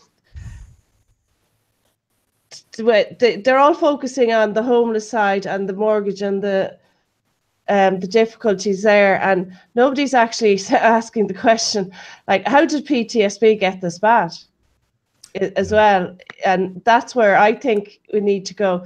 These loans are toxic. The vulture funds, anyone could buy them. Sure, Bank of Ireland could buy them. Thought they were turned down. You know what I mean? You don't know. The real question is here. The real question is here is, how did PTSB allow this get so bad? Can I just bring it up after bailout? Can I just bring it a little bit more political? Yeah. So you're asking about Fianna Fáil. I think they're reacting to everything that's put in front of them every day. You know, they're answering what's put in front of them. Whether they don't seem to have a long-term plan at all, other than shouting and roaring about Sinn Féin. But when you had Derek Mooney on the show, he didn't really identify their strategy either, other than it was never going to be Sinn Féin. And I don't believe that to be a policy. The reality. I don't, because I use this thing when I'm having this, Sinn Féin are bad, Fianna Fáil are better, you know, this thing comes on. I always use, and I used it on the show before, is if you put the Sinn Féin front bench opposite in a room with the Fianna Fáil front bench, you know, the Sinn Féin are going to win out every time. In terms of ability and capacity, and even if they're worth investing in as a minister, you know, let them run a department. I know exactly, as somebody sort of, I suppose, as an observer that has worked within the system, I know exactly who would probably do a better job. So there doesn't seem to be any direction from Fianna Fáil, other than I suspect that there's going to be a leadership challenge. I think it's going to come from Dublin. So Jim McCallum. There's definitely no group thinking in Fianna Fáil other than the guys that are put in front of the camera all the time. And you can actually see over the last 2 years that's changed, because Timmy Dooley was always a regular, and now you don't see sight nor sound of him at all. And Willie O'D, we don't see much of him either. But doesn't somebody have to come forward pretty soon? Because what's going to precipitate a leadership heave? Listen, Barry Cowan going on a tour there. That's not good for the good of his health. Well, that thing about that housing, he's never worked at that level. And I know a Pip quite close to him, and he's never engaged with them at all. He ran in an estate agency in Tullamore for years during the boom. Yeah, but you see, this is where I struggle with people talking about the housing and homelessness all the time. I do this every day. I deal with this every day. I deal with sheriffs. I deal with banks. I deal with families in mortgage arrears. I deal with the county council social housing lists. I deal with the housing agency. And everything they say is a load of bollocks. It's just not the reality at all. And most vulture funds that do have family home mortgages, they're far better to work with, far better to deal with than PTSB or AIB or Bank of Ireland. But Vanessa, what about the people who've been on the radio, been on television? Carly, I can't remember her second name, from the Social Democrats, like people who've said that wasn't the case and that they couldn't get a hold of the vulture funds. Yeah. They got a kind of really impersonal letter. There was no contact details. It may not have been set up yet. I can't speak to funds. I just be speaking to my own direct experience. The thing I still go back to why the hell did PTSB not deal with this 10 years ago when they were given the bailout like the other banks? But Vanessa, with the greatest respect, I know that is your concern, but I think most people's concern is those poor homeowners who are just A, trying to hold on to their home, and B, if they get kicked out of their home, where are they going to live? Because there's a tent in St. Catherine's tonight holding 170 people. There's no more places for people. But it's okay, because with Project 2040, we'll have 550,000 new homes by then. John, would you agree to a debt jubilee? Would you agree to an amnesty on debt, mortgage debt in Ireland of some kind? Well, I think the mortgage contracts need to be looked at, because in Ireland there is no negligent lending. Yeah. As a lawyer, probably a case of tort It's incredible though after negligence, the boom. and I strongly disagree with that, because I have a box under my desk here, and there's at least 20 folders in it that they should never have got that lending. They were lent, brokers, got these mortgages through, and they were never going to perform. There was no way they were going to be able to deliver on it. So from a contract point of view, I think there's an issue, but then there is a protection law in Ireland that there's no negligent lending. That's one thing. And the other thing, John, is the very first show I did on this, it was about housing. And I hope I made it clear at that, it's been so long ago, is that the policy at the moment is to privatise social housing. Have people with private landlords, HAPs, hotels, have the private sector build social housing. And that's wrong. It has to go back to the local authorities.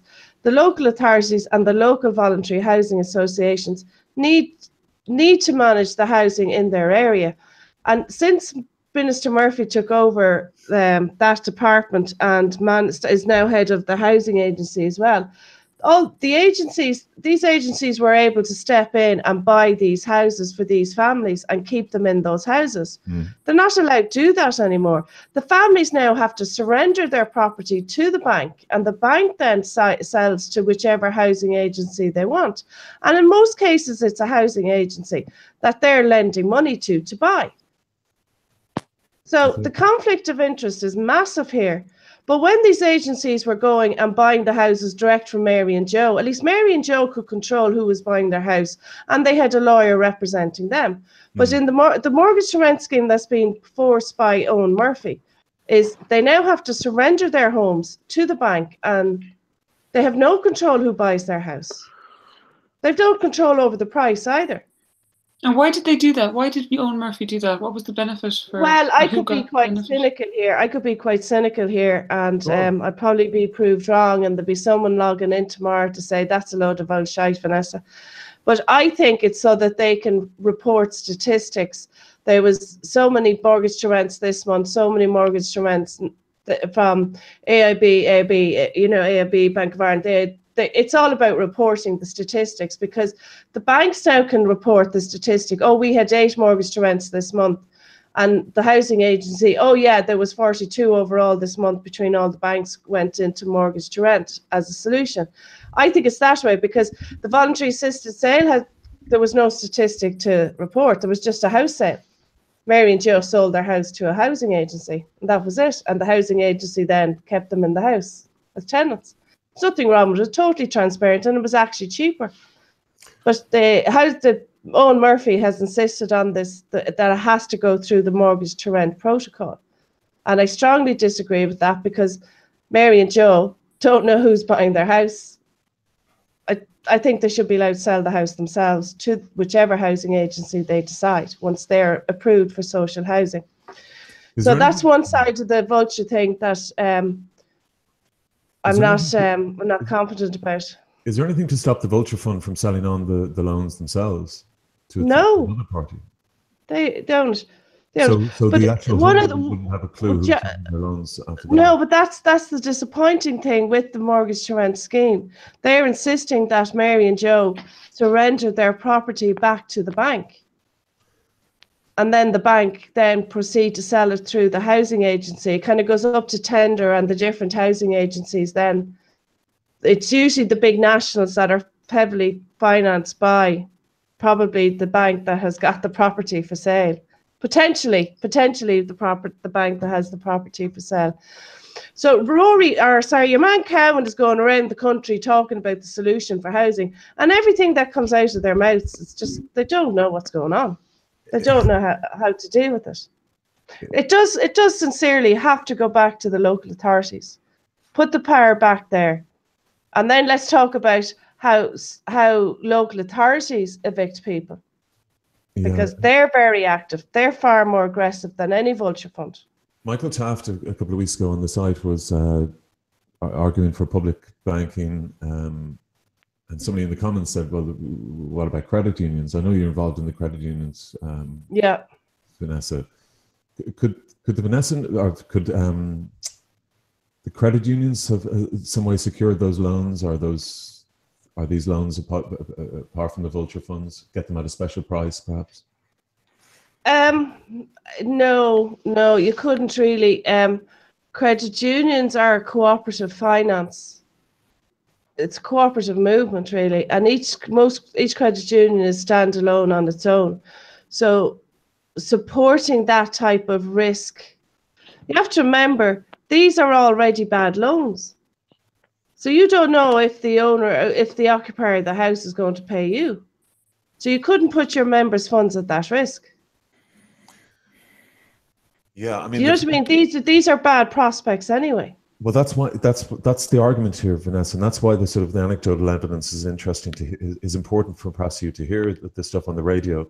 That the vulture fund's purpose is not to help the person stay in the house; it's to get them out and sell it while the market is so hot. Well, but see, mortgage to rent would get them their money if they'd process that quickly.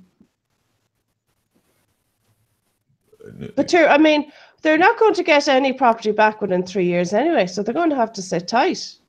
Yeah, but take that long to get an execution order. That's their aim is to get those people out so they can sell it at the highest price. Whereas other institutions would nurture that loan and try and help them stay in the house. Mm. Well, you see, it depends. Whoever, if they want to get that property back, they have to commence proceedings. And in Dublin, it's going to take 2 to 3 years to get an execution order in Dublin. And it'll take 4 to 5 years to get an execution order anywhere else. And then you have to execute that execution order. So it's a long game still before they see a shilling if they go that route. Or they could go the route of what happened in Balbriggan the other night with ex-British squaddies coming into... Yeah, I'm not sure about that story because for that to happen, the execution order was signed. And the execution order is given to the sheriff's agent. Now, the sheriff is actually the county registrar, and their agents execute those orders because that's what it is. So if they hired ex-British soldiers, it's actually the county registrar in Dublin has hired ex-British soldiers, not KBC. So your problem is with the paperwork? Well, I see, I don't know. They're saying KBC hired these people. It's not. It's the county registrar. They execute the order. The black and tans are back, what? But don't you think it's disgusting that this is going on? They were hired for what? To evict? Mm-hmm. Wow. To evict from a house in Balbriggan. And it happened, and it's but here's the thing. To get the execution order, they would have been in court. They would have been in arrears for at least a year, 18 months. The proceedings would have then commenced, and there was another 2 years of appearances in court. So there's potentially 4 or 5 more years where there should have been some reach out to help this family with this mortgage. This mortgage had come off the tracks a long time. Never happened. And so they were at risk. So the opportunity to reach out to people who know what they're doing was missed, maybe. You'd have to know the story here. Okay, but say it was missed, then it's not really their it's their responsibility, but it's the system let them down. Well, I think so. But firstly, they were badly loaned to, as you say. Well, you see, this is where I would love an investigation. I see mortgages regularly that should never have been written. Okay, they should never have been lent this money. So I have a client at the moment who has extreme learning difficulties. Okay. And there's absolutely no way that person should have been allowed to sign a mortgage. Okay, that was the kind of the subprime story in America as well. Okay, that people were. This is a Main Street bank. Well, there were mainstream banks. The subprime thing was a mainstream bank thing. Yeah. So, but they were given loans that they couldn't afford. So this is where. But they were badly loaned too. Okay. Yeah. Then number two, when times were good, it was good, and then times were bad, they couldn't afford the mortgage repayments. The bank want them out. They don't help them try and come to some kind of long, even. They usually do. That's the thing. They do. They reach out and they do try and work out a better plan, or they might refer them to MABs. You know, they do. They would have been reach out along the way. And if even in court now, since the introduction of the Wallia scheme, there is the duty solicitor is on there, is there to help families like that. They're sitting there. Like I asked somebody in a jurisdiction quite close to one of you there in December how many people came up to you, you know, in as the duty solicitor, and he said nobody. Sitting in there being paid by legal aid to sit there and help people, and nobody goes up to help families that are the defendants in these cases. Right. So then they're still not being helped, then, Vanessa. You know. But they're just not told where to go. You know. Okay, and now they're prey to interests that want them out of their houses. Well, people that own the house. Well, they have bought the security. Okay. But it is like Skibbereen all over again, you know, of the genocide that some people call the famine of 1845. Only one crop failed. But in relation to these evictions are real.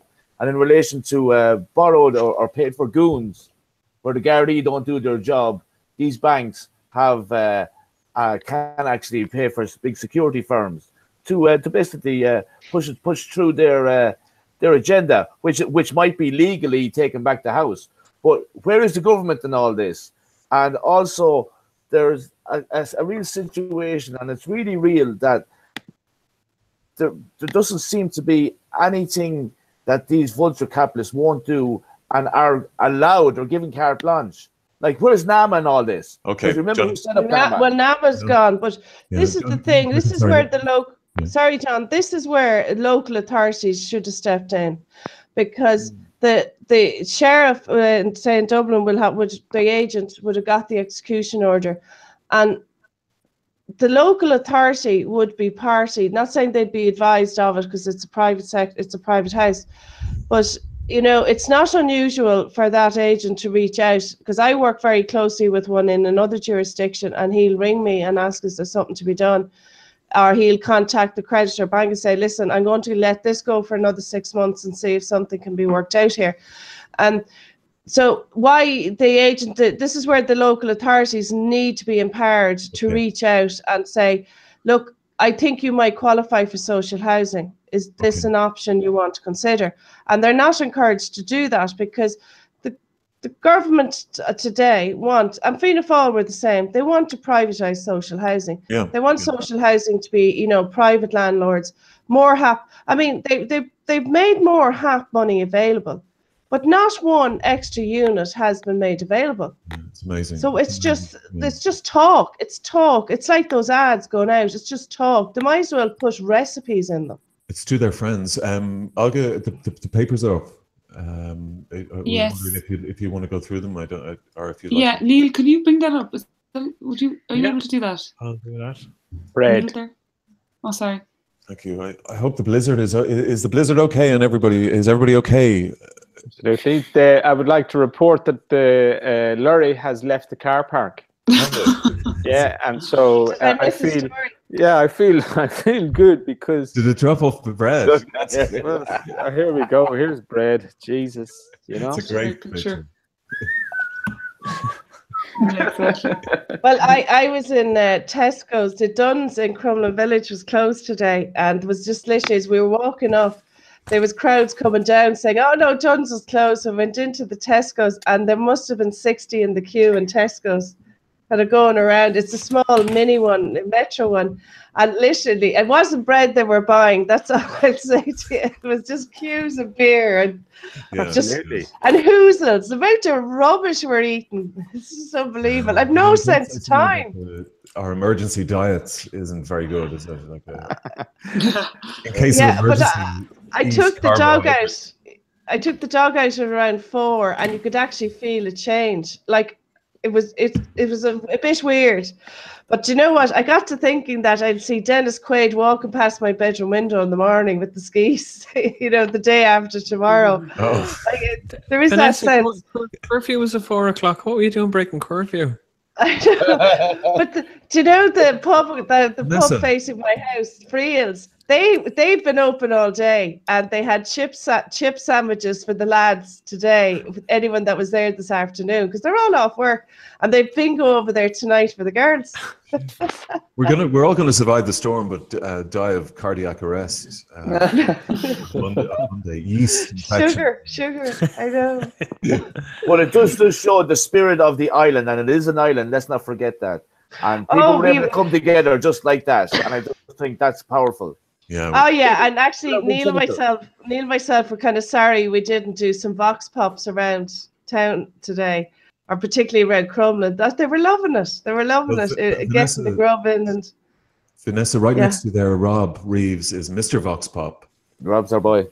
We're going to run a thing on the site tomorrow to ask what question Rob should ask for his next Vox Pop. Oh, sorry, Rob. I knew I could see you there, but I didn't want to be saying, "Who are you? That's my spot. You took my chair." Oh, I understand. No, yeah, and I might even go out tomorrow. So even it's a good idea, even to I hadn't thought to do one on the snow or the blizzard or whatever, Yeah, I'm involved. Sorry. Why don't I ask the chat pit? What question should Rob? Ask the mosh pit. What question should Rob ask on the streets of Dublin, the snowy streets of Dublin tomorrow? So maybe after Olga goes through the papers, we can come to that. Olga, yeah. So, there you go. Oh. There's the comments. I never see them. But if somebody can, I can't see the chat bit, but maybe I can't see them. I never see them because anyway. But yeah, the papers. We just had the Times Ireland edition. So just the Times Ireland. Oh, because the snow and everything. Because the snow. Yeah, I'm surprised. though. I thought they might. The Examiner was in last night at 8 o'clock or something, wasn't it? Yeah. There must be frostbite or hypothermia. Leaving themselves. Government advertorial rules to be overhauled. So this is another story by Ellen Coyne, just on what we were talking about. And basically, Bracker orders change after Times revelation. So she's reporting that the way in which government advertisements are displayed in newspapers is set to be reformed. So Leo is going to issue new rules to the Strategic Communications Unit, including making sure that paid-for content is clearly identified as advertorial, sponsored, a commercial feature, or special feature. That's what's being reported. So, and remember I mentioned earlier that he said that on the news. I thought he said that at the News at 1, and yeah, he did. He said that Media Force had been given guidelines when working on government projects, but conceded that these needed to be strengthened. So there you go. So well done, Ellen Coyne. Well done, Ellen Coyne. That's the Times Ireland edition, and the Examiner. There's just before you go there, there's a story. The footnote there, the Putin's nuclear post. This got lost in the snow news today, but Putin held a 2-hour press conference in Moscow today. He didn't hold in the Kremlin, some historic site, and basically he showcased this nuclear arsenal, this new generation of nuclear technology that they're claiming to have. But there was a video that they didn't show much in terms of live actual footage. A lot of it was animations, but they claim to have these rockets that can go like 10 times the speed of sound, and that the American defense system can't counter. But in their video, they actually showed what looked like the state of Florida being bombed by these new wave of nuclear warheads. But it's certainly muscle saber rattling at its finest. But there's a lot of talk in the States of this being the start of the next Cold War. But that all got lost in the news today in Ireland. But it's been getting a lot of coverage abroad. Just to point that one out. Sounds a little. It sounds there's a touch of fakery about it as well. Quite possibly. I'll leave the tinfoil hat wearing to yourself, John. Maybe. When I say it's fake, I'm a tinfoil hat. But when anybody, when you say it's fake, Okay. Well, I guess he has to respond to what Trump said a couple of weeks ago, but there's certainly the analysts in the States that are concerned that I think there's one or two things that he said that they have been known to work on. So who knows? Could Who someone knows? tell me, Marcel, perhaps, because he lives or is going closer to Russia. What on earth? I live closer to Russia in Lauf. What have we got to fear from the Russians? I mean, what they're going to come and make our system more capitalist? Or I don't The know. bad Russians, John. The bad Russians. I don't give. disimprove our driving? What like? No, it's all They like bring fine, in but- military service. Sorry, Marcel. The military service here. Compulsory film dashboards, dash cams. which I'd love to see in Irish traffic, to be honest. Mm. No, I think it's so the whole talk about the new Cold War, whatsoever. It's like a muscle reflex because we all know, the stereotypes of the Cold War. So it's really, really easy and really simple to fall back to these things.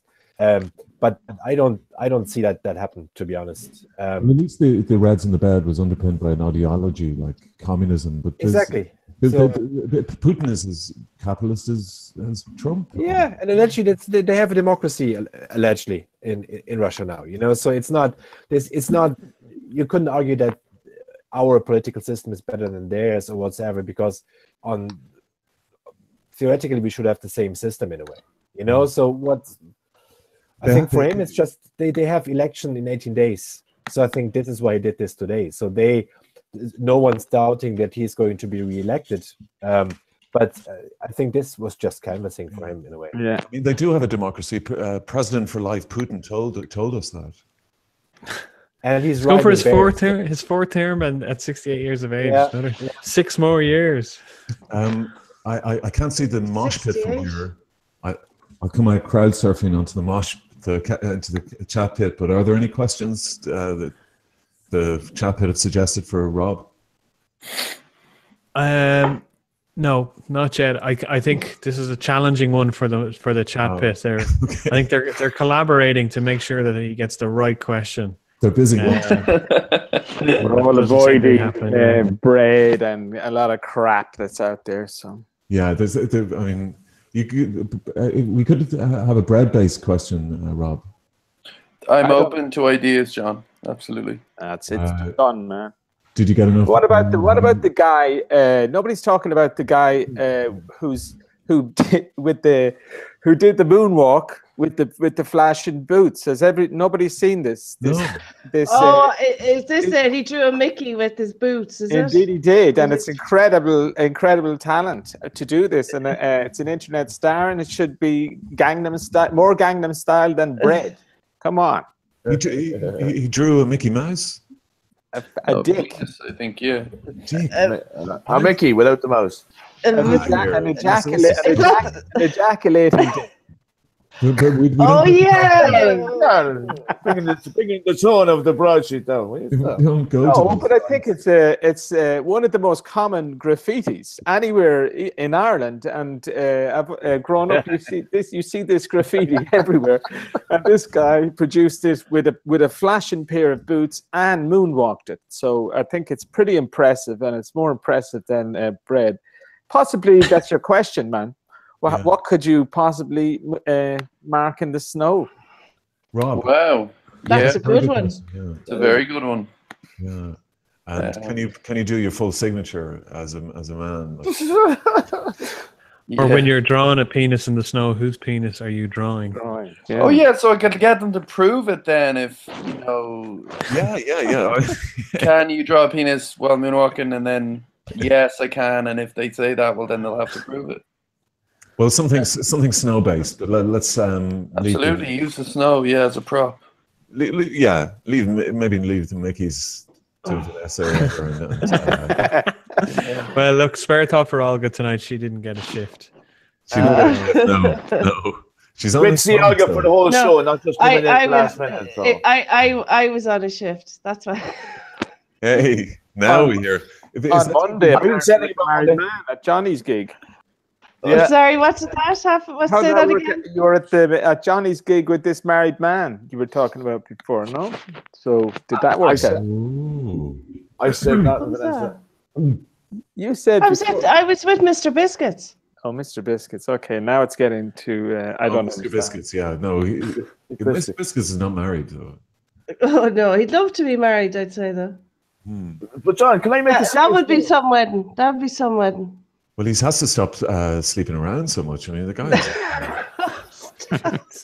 doesn't he? I mean, no, Lano, leave him alone. No, but he's admitted as much. Well, no, he does. He is looking for the perfect man. He's not sitting back and waiting for the perfect man to turn up. He's out looking. So let's leave it at that.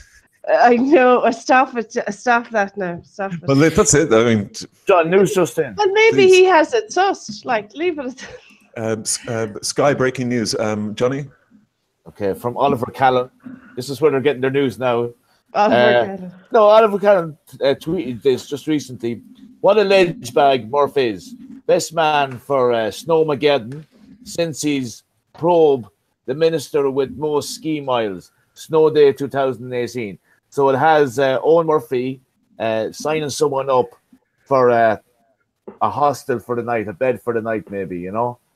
Oh, what a shot. What a hero. What a hero. Oh, that's So we're talking about Fine Gael's spin. That's it there at its best. Yeah, that's unfortunate. On that, so there's a thing as well, John. No, but the Oscars are happening, and I was going to say this. I didn't want to cut across against Neil, and I apologize for cutting across again. No. But there's guys going to the Oscars, and I know it's from Kilkenny's perspective. The Cartoon Saloon have an Oscar nominee, and they're actually stuck in Dublin Airport. They don't know if they're going to get out. Back. So what I would suggest is Leo might postpone his Shamrock charade for Paddy's weekend and say, listen, I'm going to give you the private jet, lads, because you're going over to do real business in relation to the art. And if we're talking about Creative Ireland, these guys are after getting Oscar nominees. They should be in LA, La La Land, right now, doing their networking, and it'd be more beneficial to us.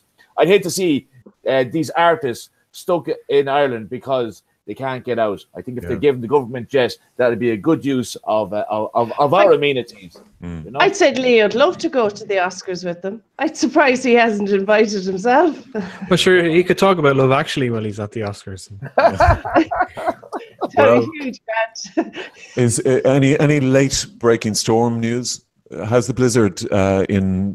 Could everybody check outside their windows? Yeah. I think I've been looking. The red alert has gone on till 6 o'clock, right? It's good. That happened earlier.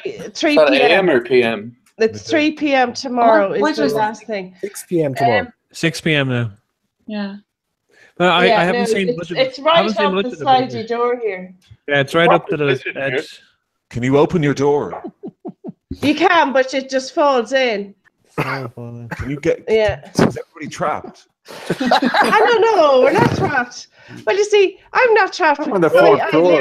I live in an urban area, so I'm not trapped at all. But it is a very weird. I can't get out. Yeah. Look, I'm down to my last half pound.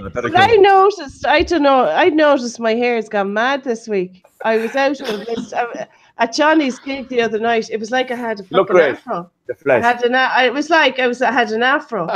And I had to try and paste it down. I tried to, and it feels weird. I don't know. Is that the snow? Is that the? It's a combination of snow, white bread. That's humidity. That's too much white bread. No. It's going to be a bread war. It's a bit racist. Well, all I know is it was the spuds that went for here. It was just all the spuds were gone. Every chip, every frozen potato was gone. That's the first time that happened. I've a lovely meal of red onions and cucumbers. They're purple. I think Rob says we all have to admit it has been a very clever marketing from Brennan's. You know, you mentioned that Pat the Baker not doing his job. Pat the Baker lost it, but Brennan's nailed it, and you got to admire that little bit of. They're ahead of that, and in the end, we're still fucking talking about it. Sorry. I still can't. Did you see the Centra video? The Centra video from Jovestown. From Jovestown. Yeah. Is that real? I can't. Like the Black Friday almost. It's snatching Yeah, but like loaves. you know, but bread it maintains a family for a day. So if you're a family that's hand to mouth, like I was in the butcher's today, and I heard a lady come in and ask for €2 worth of mince. You know, and I deal with people that are hand to mouth week to week. Not a lot, but but through the credit union I would as well. I'd know. But Brennan's is fairly premium. It's fairly premium product. Yes, but you see, they may not be able to walk to the Aldi Lidl because there was no buses here yesterday and today. They were carrying 8 loaves in that little bit of footage. Yeah. They were like taking 8 loaves, banging them up on their up on top of their arms, you know. And it was. No, I take your point, Vanessa. I just thought they would use bread, toast. They'd put jam on it. They'd put chips on it.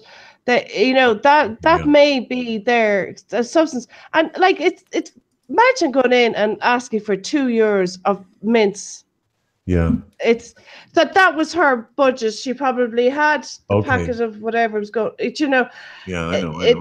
I mean, so there's an element to that in the bread thing. Everyone's gone for bread because people eat bread. They eat it all throughout the day. Well, let's hope, Stephen. So they can make a deal of it.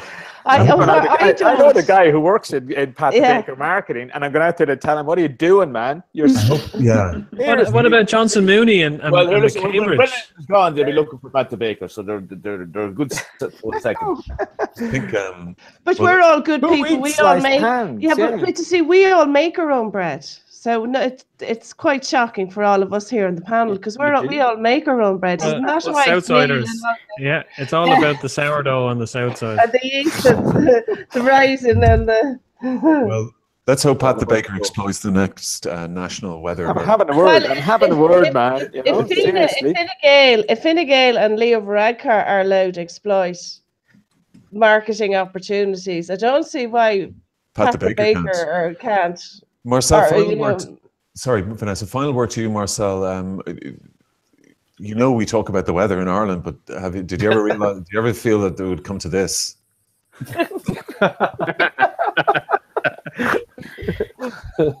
We literally cannot stop talking about it.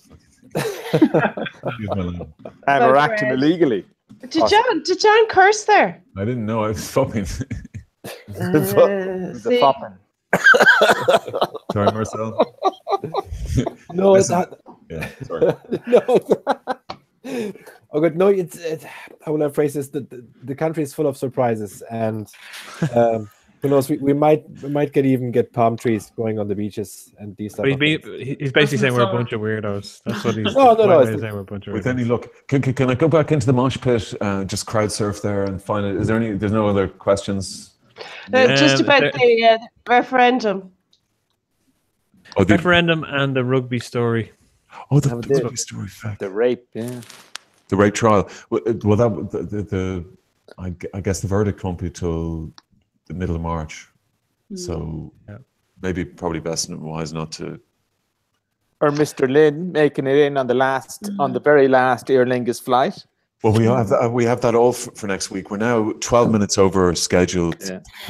This is owing to the extreme weather conditions. We're going for another 12 hours until the curfew is up. Non-stop. Please do not take on any unnecessary journeys. We'll still be talking about vulture funds on hour 12. What do you say? And remember, the curfew is at least till midday tomorrow. So if we see it's 3 p.m. John. It's 6 p.m. is what I read. It's gone to 6 I thought it was 6. Yeah, depends where you're living. We're looking. Everybody. Yeah, it is. Don't be out there on the street. I'll be out today. But there are different. The West are off the hook at 3 o'clock or something. The rest of us are hanging. We've got to stay until 8 or something like that. So well, listen. Thank you so much for going and coming into your living room tonight. Stephen Garland in Longford, Johnny Keenan in Kilkenny, Marcel Kruger in Dundalk, Neil Curran in Dublin, Olga Cronin from The Sheet in Dublin, Rob Reeves new to Broadsheet on the telly, but we'll be on the streets tomorrow. Thank you very much in Dublin too. And Vanessa Foran, who joined us late, but very welcome. Thank you very much from Dublin too. And that's her in the background in her mufti. I'm amazed. So somebody took a photograph of me today. I had to go over to the credit union and change the sign to be closed again tomorrow. And someone took a photograph of me there. Sent it over. The credit unions are closed tomorrow. Yeah. Well, you won't believe it now. Today, it was closed today. We had grit on the steps, right? And there was a funeral in that church. That's St. Agnes's church, which is next door. And they came out of the funeral and wanted to go into the credit union. And the place, like, is just demented. The village is just demented, with crowds walking around. And like, your man is trying to get into the fucking credit union. Like, Jesus Christ. Anyway, sorry, I drift. But somebody took that photograph of me today outside the Garda station. Well, big red face on me. It's a good image, quite formidable. The credit unions won't be on tomorrow, but we will. We're back on the site tomorrow, and we're here next Thursday. So, thank you very much to all the anybody in the chat pit and people watching in the future. Hello. When it all thaws, and you'll be wondering what we're talking about. So good night, and we'll see you next. Goodbye, Snowed again. Thank you so much. Good night. Good night, John. Thank you. Awkward.